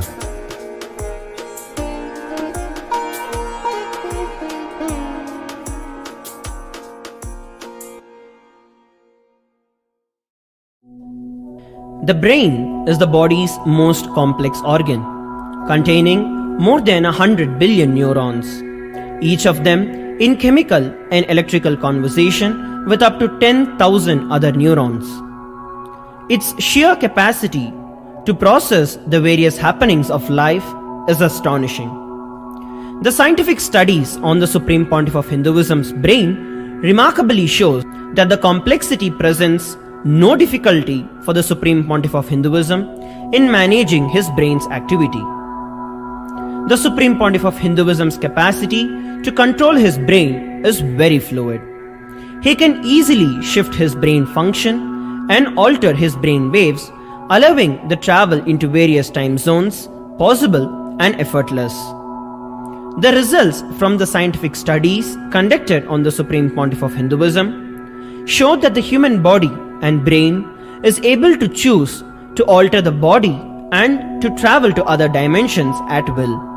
The possibility for people to experience the healing capabilities as well as the higher states of consciousness is an event of immense benefit for humankind.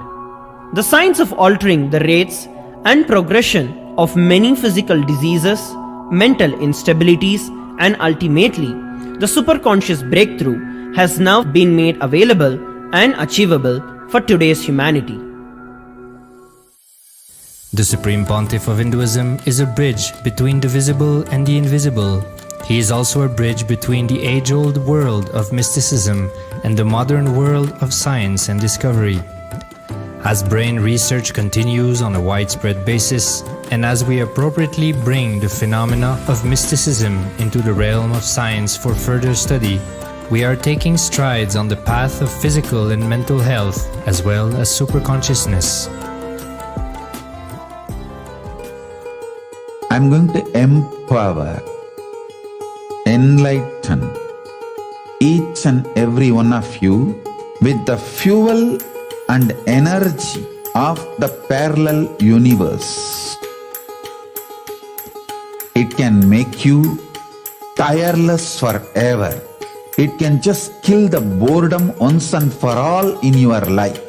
It can just make you manifest third eye power right now. You may experience intense levitation right now. You may experience absolute flexibility of the body and complete detoxification, a complete healing right now.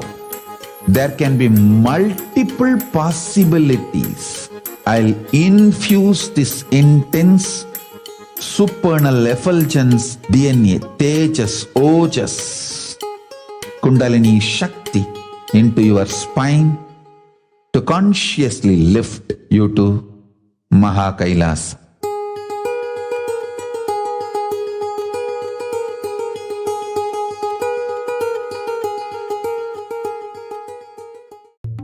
Since the beginning of time and space, Bhagwan Paramashiva, the all-powerful, all-pervasive, and all-knowing ultimate superconscious existence, revealed in the Vedas and Agamas, the source scriptures of Hinduism, the truths about. Since the beginning of time,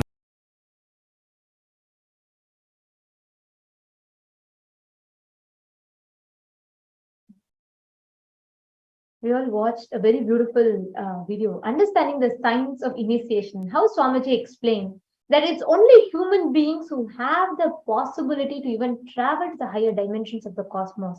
It is only human beings, because our spine is vertical, and it is we who have the possibilities to travel to the higher planes of existence. But initiation is the key which unlocks that energy, the fuel, the tejas, the ojas in us, which will enable us to travel to the higher planes of existence.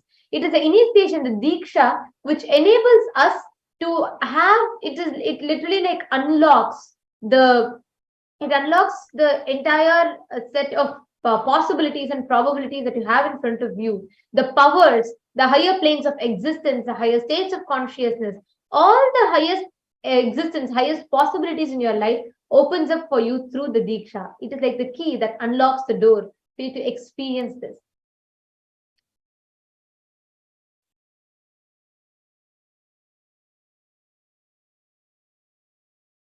Yes, we can see many of you are sharing in the comment section. I'd like to ask you all a question. What do you think is the experience that you are going to have in Paramashiva? What do you really think is the experience that you are going to gain through these initiations? So far, we all shared, discussed, but what did really click with you? What do you really think that you are going to be having as an experience in Paramashivoham? Please share with us.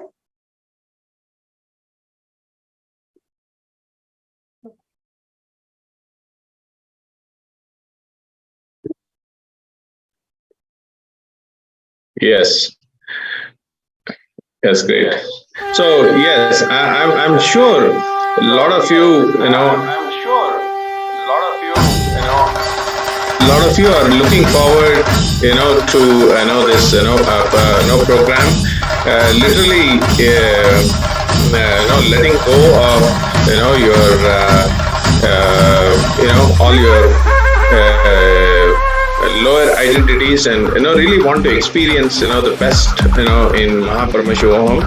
I say whenever Swamiji does something new, like as I said, all the year-end programs, you can be very sure, understand the breakthrough for you can happen, right from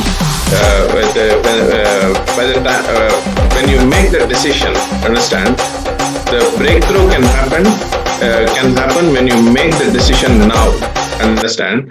On the right from now to the first day of the program, something phenomenal, and that's how really Swamiji just creates that space for you. See, all of you, if you're listening to this, all the viewers today, be very clear that this possibility of you attending Paramashivoham is, you are already blessed. Understand, you are already blessed to attend.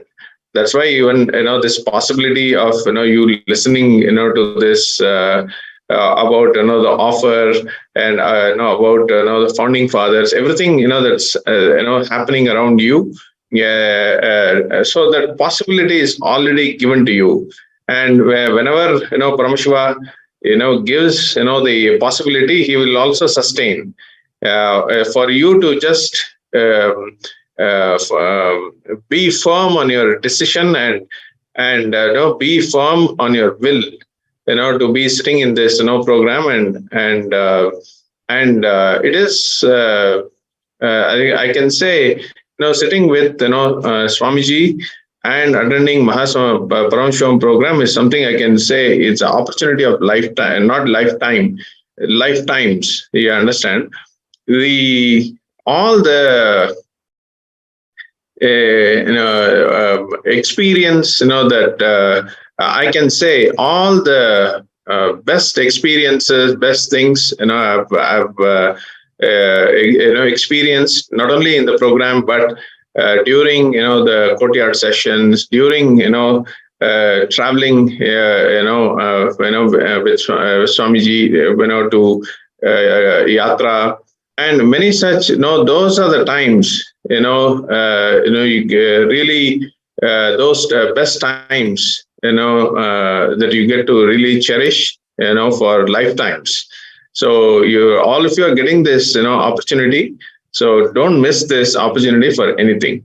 So no reason is a good no reasons are good reasons, but one good reason is enough for you to be here attending Paramashivoham program.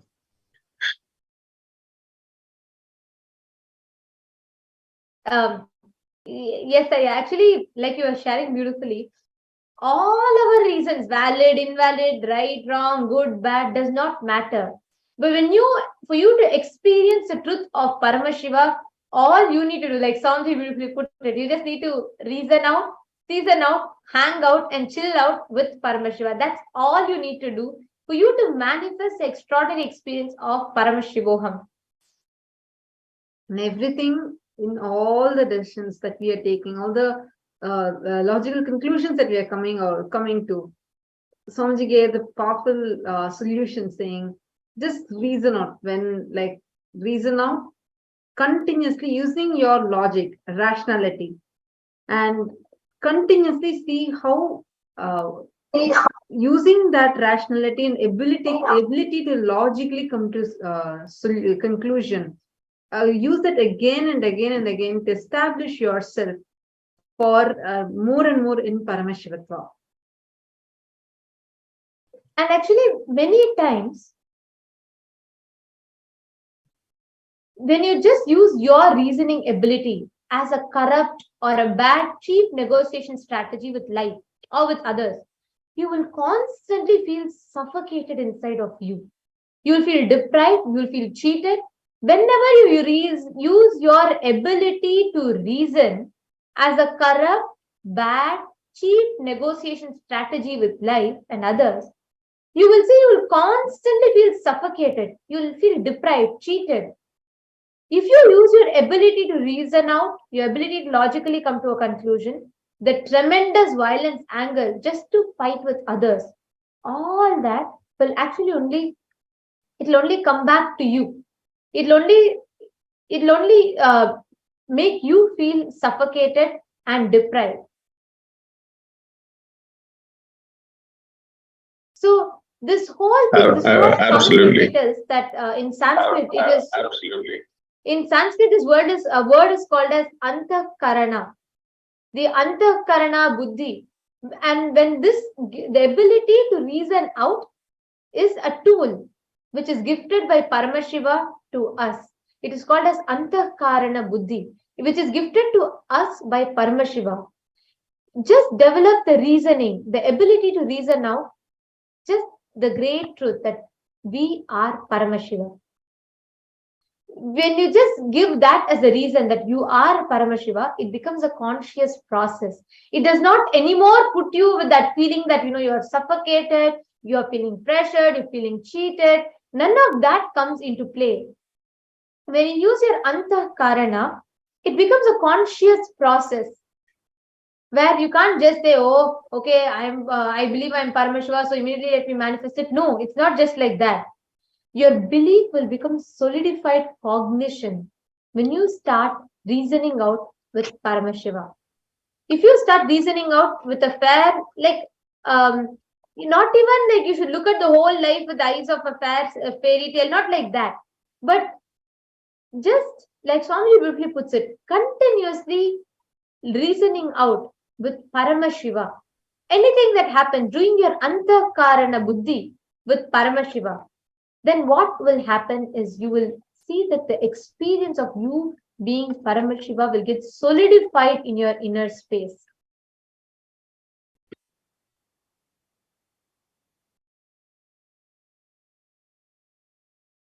And this will simply see how all your strategies, all your wrong conclusions about life will simply become redundant on their own.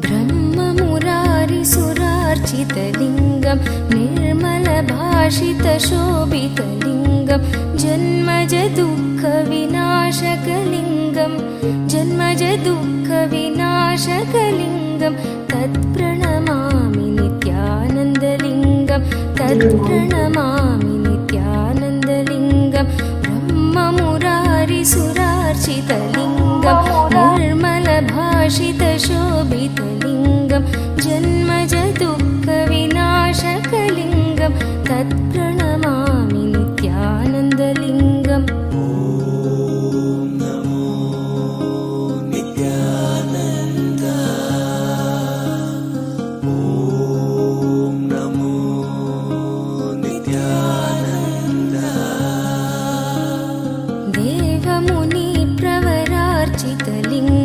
कामदगं करुणाकरलिङ्गं रावणदर्पविनाशनलिङ्गं Ravan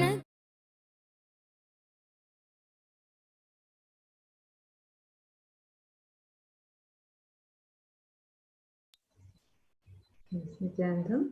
Now let us all get ready to receive the Bhava Samadhi Darshan of Bhagavan Tripurantakar.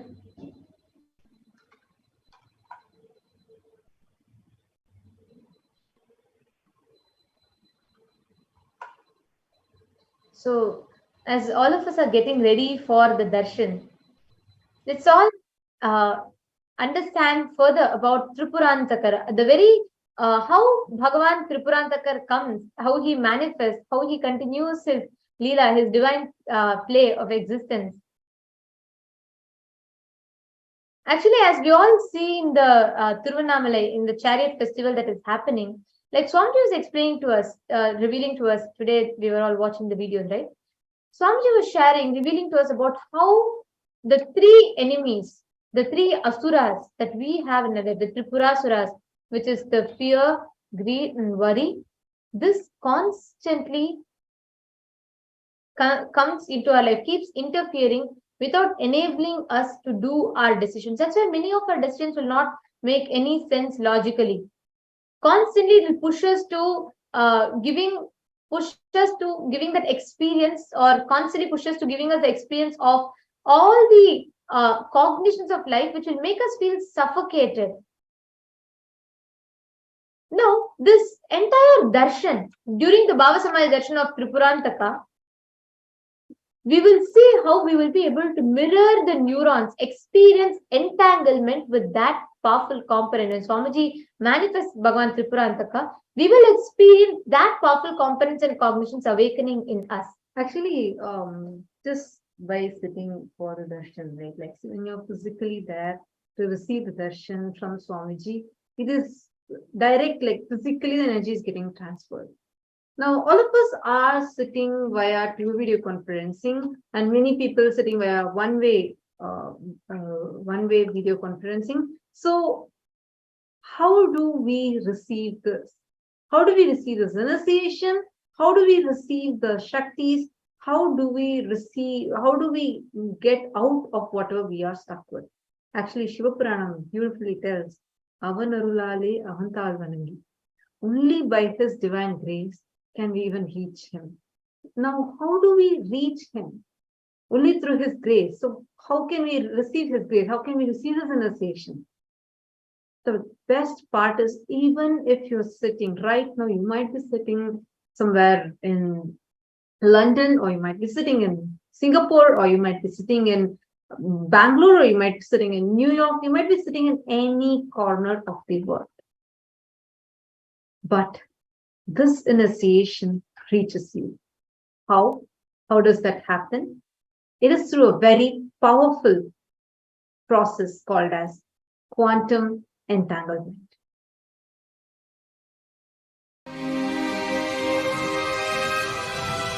When people talk about the universe, they usually mean the vast expanse of space, billions of light years across. However, there is another universe, an unseen world that governs everything we see. When we go down in size, trillions of times smaller, to the microscopic world, the rules are much less intuitive than the ones we're used to from the large-scale world. The magic of the microscopic universe begins at about a 10/1000th of a meter, or the size of an atom.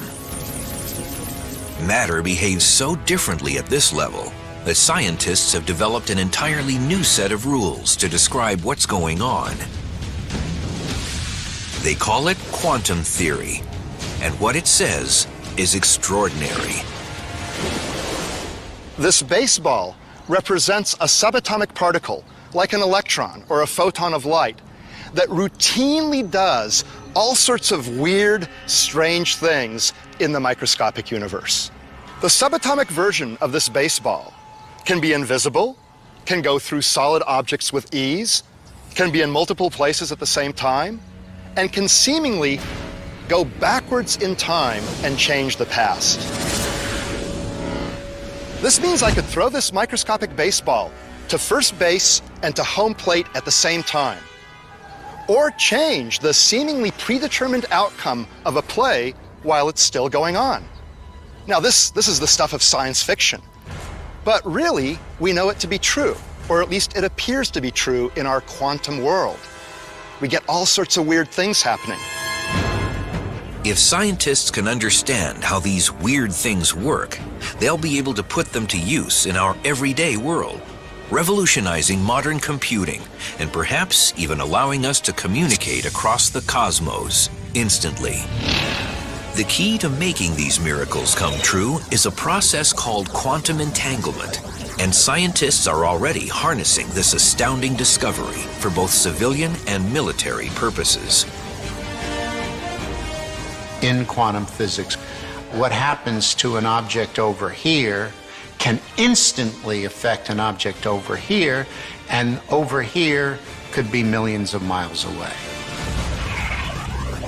This is how it works. When two subatomic particles interact, they can become entangled. That means their spin, position, or other properties become linked through a process unknown to modern science.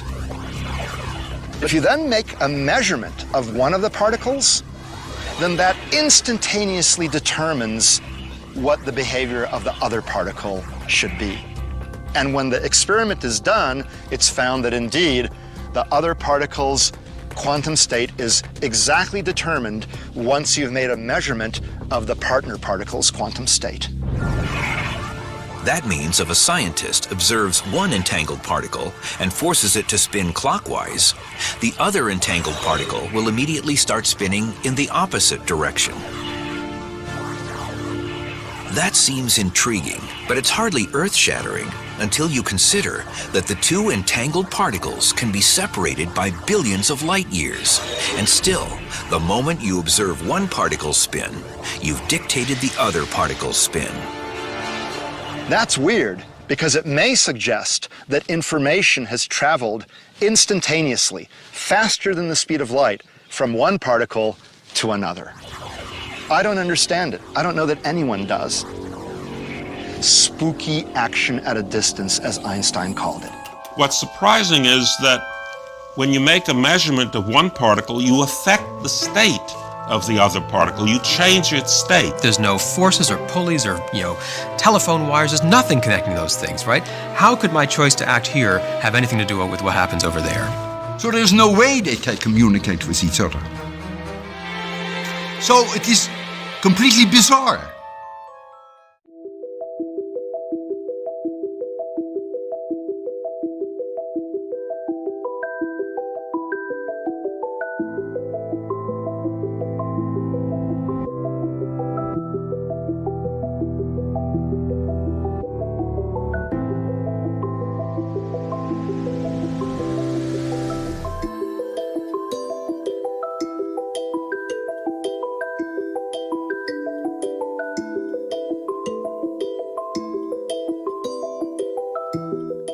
In quantum physics, there is a term entanglement. Means, when one energy source entangles with another, they interfere with each other, this interference can be highly positive and transformative and harmonious. Entanglement directly affects human beings. When you come in my breathing space, this is what happens. Your mind gets entangled with my no mind. If your mind entangles with my no mind, it is entanglement, thought level. Next, if your muscle memory gets entangled with my muscle memory, that is called entrainment. If your biomemory gets entangled with my biomemory, it's called enlightenment. Entanglement can move to entrainment, then entrainment can become enlightenment. Entanglement means two persons falling in tune with same thought. Entrainment means two persons falling in tune with the same idea. Enlightenment means two persons uniting beyond ideas. Understand, when you are in entanglement with me, I give my inner space to you, which is lighter than the outer space. All I do is, for few minutes, a few seconds, I make your inner space lighter than the outer space by removing the mass, dirt. Those few seconds you are in entanglement with my inner space, purest consciousness. Once you are exposed to that, by and by your biomemory, muscle memory, inner space, everything starts enjoying that space and starts living in that space. It becomes living enlightenment. This is the way the entanglement becomes entrainment, entrainment becomes enlightenment. Entanglement is initiation. Entanglement is the most powerful way. Entangling yourself with an enlightened being is the most easiest and powerful way to raise yourself to the higher level and get enlightened.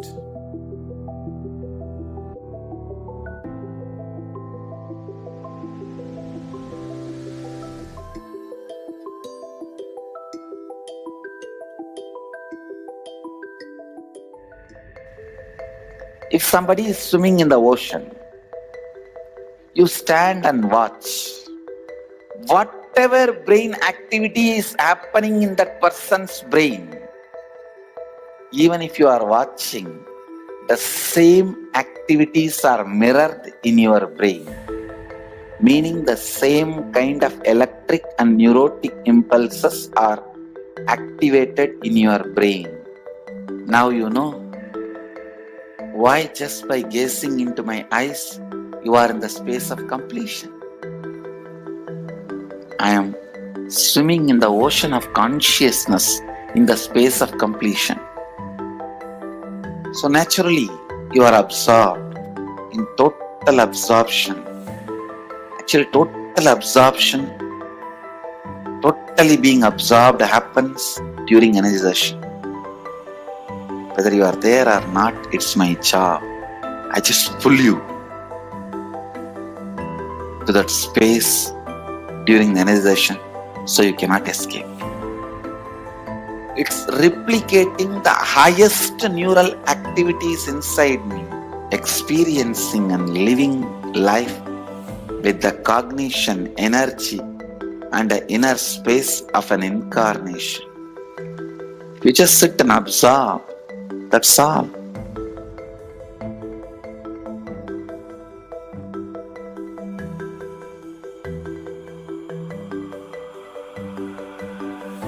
The Shaktini Pata is the word for quantum entanglement. If I have to roughly translate, Sadashiva uses the word Shaktini Pata. He goes even one step further. Even taking bath in the same water in which master took bath or the deity has been given bath, and sprinkling that same water on your head. So to the extreme level, Sadashiva describes this quantum entanglement not only in the physical level, even thought currents. If I express certain thought current and you are wow, you feel wow about it, then the entanglement has started. What is being told to you? What for I stand? What is the concept I share? And what I inspire in you only will get strengthened and become experience when I am entangling with you. The Shaktini Pata with me means the concepts for which I am standing will be reality for you. I am very clear, you are Sadashiva, whether you understand or not. And more of that truth I will manifest in your body, mind, muscle memory, biomemory, everywhere. That manifestation is powers, and more you manifest, play with the powers, more and more you will be grounded into the reality you are Sadashiva, ultimate. I am entangling you for this experience.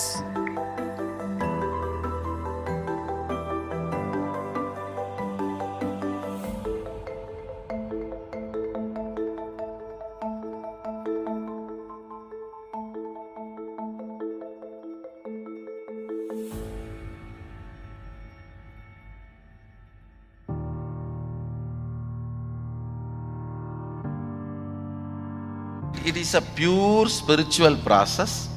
The basis of the Shaktini Pada itself is oneness, Sadashivatva, Shivoham. That is the basic understanding from where the Shaktini Pada, the entanglement starts. So, in few days, more and more they start getting entangled with this truth. The more and more powers manifest. When they manifest the powers, they get more and more entangled with the original truth. Actually, powers are side effects of the entanglement with the original truth. When we express, manifest, we inspire the people who are seeing to come back to this original Shivoham space which they are also carrying. When you see somebody swimming, your biomemory gets the confidence you can also swim. That neuron, mirroring neuron effect starts happening. When you see power manifestation going on, even you get entangled with the Sadashiva space of the person who is manifesting the power. It's not bound by time and space. You are teleported to that space. You are transported to that mystery. You are transported to that level, to that initiation, to that experience. The entanglement happens more between the person's core consciousness and me. The moment he decides he is seeing me, that is enough. Even if he does not see me, his decision is powerful enough for me to entangle with that person. Shaktini path is not limited to the physics of time-space. Even the two-way video conferencing screen is just to trigger that first few minutes. They need to be triggered. That software need to open up. Just for that only, that two-way video conferencing screen. After that few minutes, you may not even need that screen. The entanglement has started happening. How I heal through healers. Each one of my healer is continuously in entanglement with me.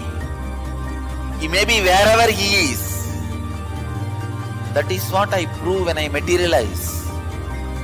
See, when a devotee can receive vibhuti or kumkum and materialize, same thing. The deity also receives vibhuti, kumkum and materializes. How? When somebody's Kundalini is awakened, when somebody is initiated as a healer, is in entanglement with me, same way the deity is also in entanglement with me. Once the prana pratishtha is done, the deity is continuously in entanglement with that super consciousness.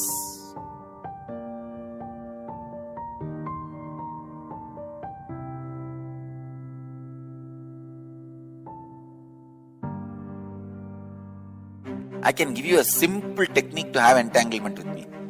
Just morning, sit in the satsang, that's all. Every day morning satsang itself is entanglement with me.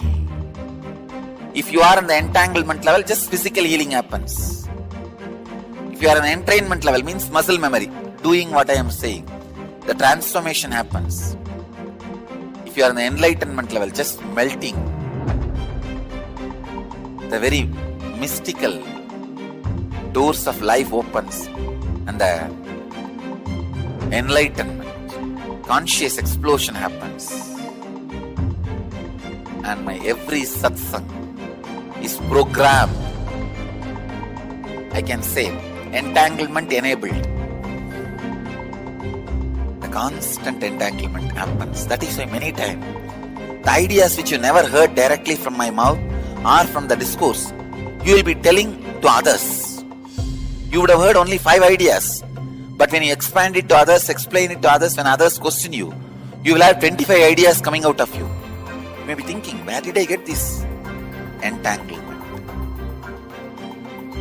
This levitation, Kundalini awakening, everything happens just through this great truth of entanglement. Nothing else. Blessings to all of you. This quantum entanglement will make quantum enlightenment manifest in all of you.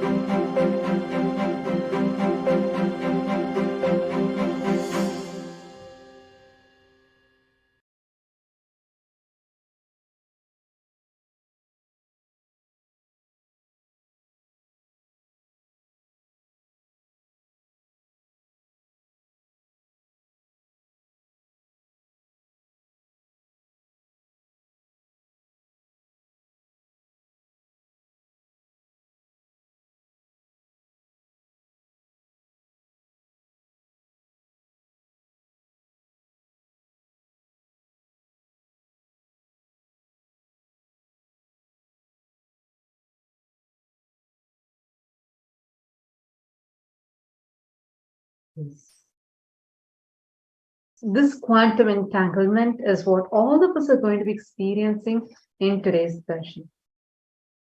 All of us are going to be having the special darshan of Bhagavan Tripurantakar. We are just waiting for the Rathotsavam in Tiruvannamalai to be completed. The Rathotsavam is still happening. Actually, we'll be also showing you a few clippings of the live show as it's happening. The live we'll be having the live darshan of the Rathotsavam happening as Arunachalar is going around the sacred city of Tiruvannamalai. So we all can see now the temple. We'll be seeing the live stream of the celebrations happening there in Tiruvannamalai.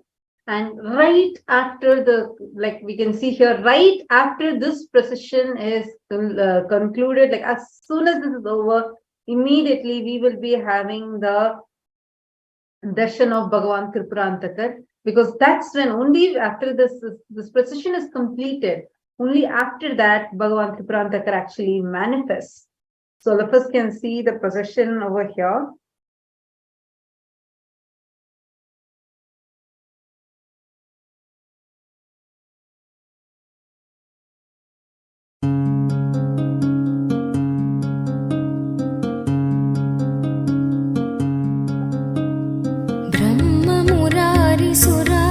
Lingam Nirmala Bhashita Shobhita Lingam Janmaja Dukkha Vinashaka Lingam Janmaja Dukkha Vinashaka Lingam Tat Pranamami Nithyananda Lingam Tat Pranamami Nithyananda Lingam सुरार्चितलिङ्गं निर्मलभाषितशोभितलिङ्गं जन्मजदुःखविनाशकलिङ्गं तत्प्रणमामि नित्यानन्दलिङ्गम्।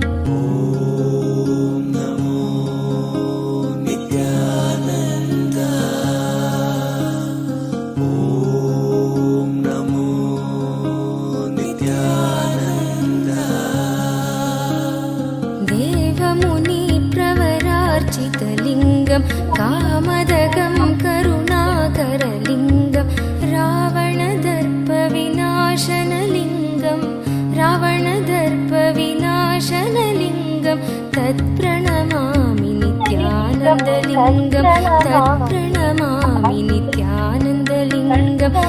देवमुनिप्रवरार्चितलिङ्गं कामदगं करुणाकरलिङ्गं रावणदर्पविनाशनलिङ्गं तत्प्रणमामि नित्यानन्दलिङ्गम्।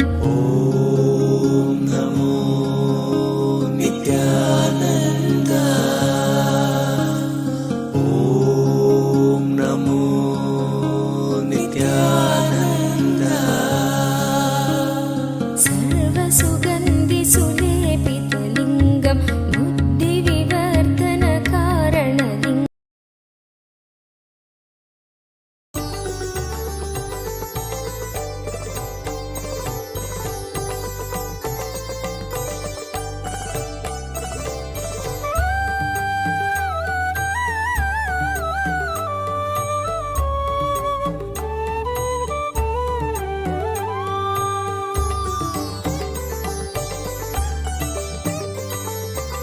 அருணாச்சல சிவனே நித்ய அருணாச்சல சிவனே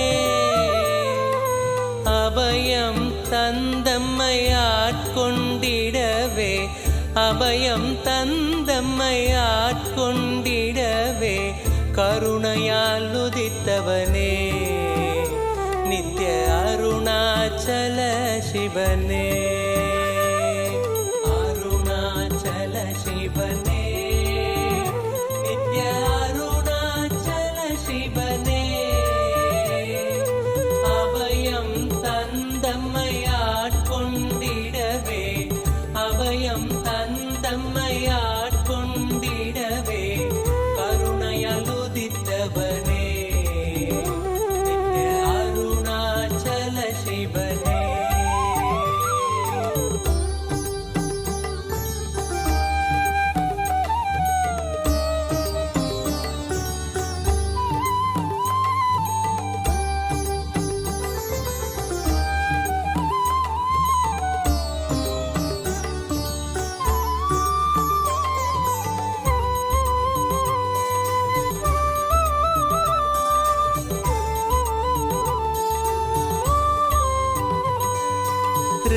யுக அக்னி த்ரேதையில் மாணிக்கம் துவாபரத்தாமிரமாம் உயர் துவாபரத்தாமிரமாம் கலியுகம் உய்ய அருணாச்சல இந்த கலியுகம் உய்ய அருணாச்சல திரு மலையன எழுந்தவனே நித்ய அருணாச்சல சிவனே அருணாச்சல சிவனே நித்ய அருணாச்சல சிவனே அபயம் தந்தம்மை ஆட்கொண்டிடவே அபயம் தந்தம்மை ஆட்கொண்டிடவே கருணையால் உதித்தவனே நித்ய அருணாச்சல சிவனே.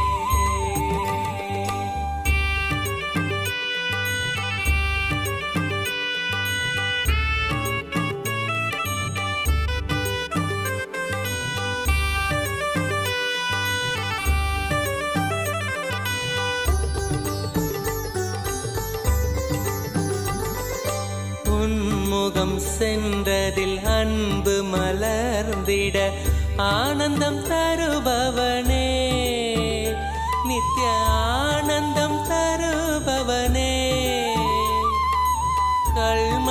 தாண்டியுன் இன்முகம் நினைந்திட கல்மணம் தாண்டியுன் இன்முகம் நினைந்திட முக்தி அளிப்பவனே நித்ய அருணாச்சல சிவனே அருணாச்சல சிவனே நித்ய அருணாச்சல சிவனே அபயம் தந்தம்மையாட்கொண்டிடவே அபயம் தந்தம்மையாட்கொண்டிடவே கருணையால் உதித்தவனே நித்ய அருணாச்சல சிவனே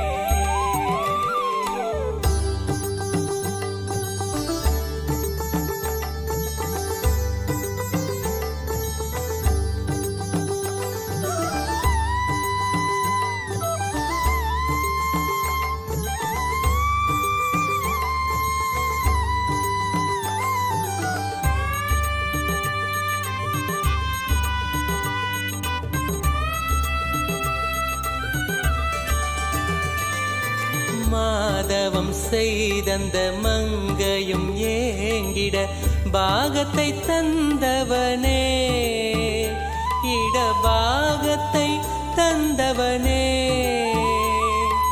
வேண்டிடும் அன்பரை காத்திடவே இங்கு வேண்டிடும் அன்பரை காத்திட மானுட வேடம் பூண்டவனே நித்ய அருணாச்சல சிவனே அருணாச்சல சிவனே நித்ய அருணாச்சல சிவனே அபயம் தந்தம்மையாட்கொண்டிடவே அபயம் தந்தம்மையாட்கொண்டிடவே கருணையால் உதித்தவனே நித்ய அருணாச்சல சிவனே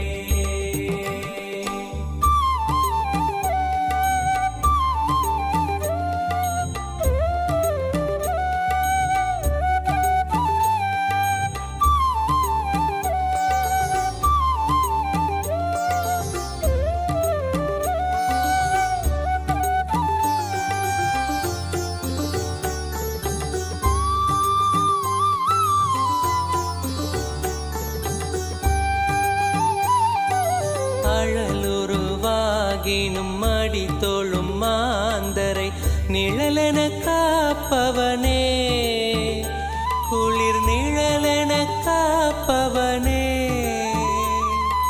நிறை முழுதாக இப்பிறவியை மாற்றியே நிறை முழுதாக இப்பிறவியை மாற்றியே இறைநிலை தருபவனே நித்ய அருணாச்சல சிவனே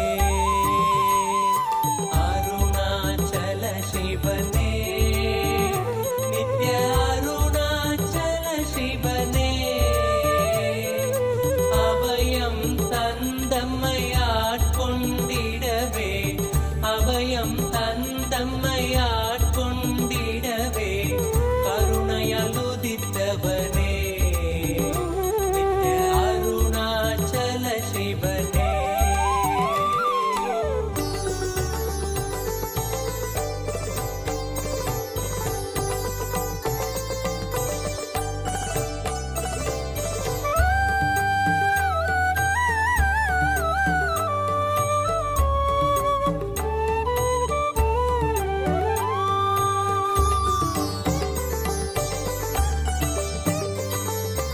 வேதனை தீர்த்திட வேதனும் மாலும் பாதம் பணிந்திடவே உந்தன் பாதம் பணிந்திடவே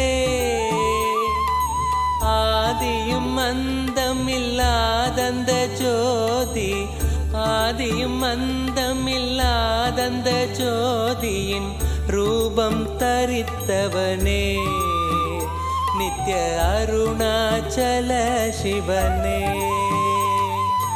Arunachal.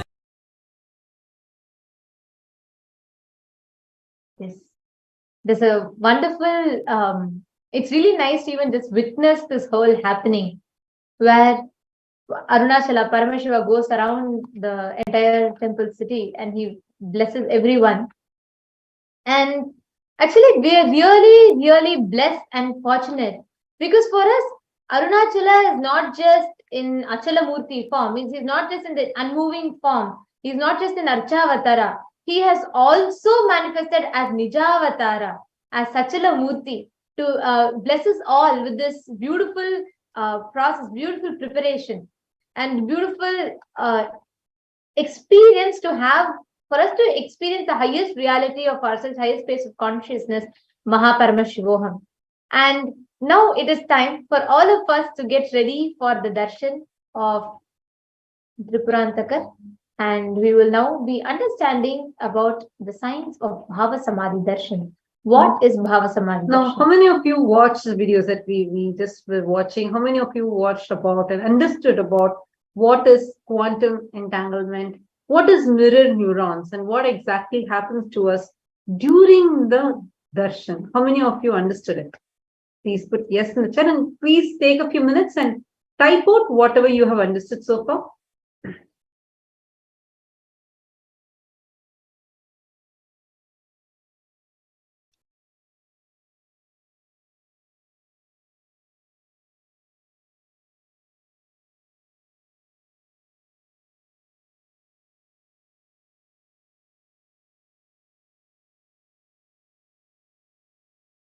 Take a few minutes. I request everyone to type out whatever you have understood so far. Please type it out.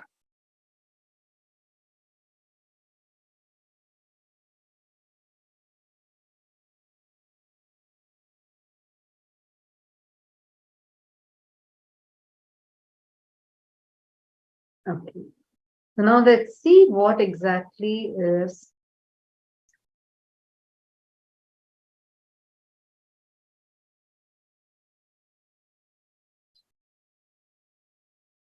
Let's see now what exactly is Bhava Samadhi Darshan. Actually, it's a very beautiful word, Bhava Samadhi Darshan. Bhava is a particular attitude or an aspect. Sama means oneness, Adi means source. So the word Bhava Samadhi in itself means experiencing oneness with the source through a particular bhava, through a particular attitude or aspect. So the very science of Bhava Samadhi Darshan is very, very powerful. Actually, all in Hinduism, everyone is blessed to experience this powerful aspect, whether it is Bhagavan Sri Ramakrishna Paramahamsa, who connected with Mother Kali, or whether it is Natananayaki Swamigal, who related to Bhagavan Ranganatha Swami in Mathura Bhava as Andal.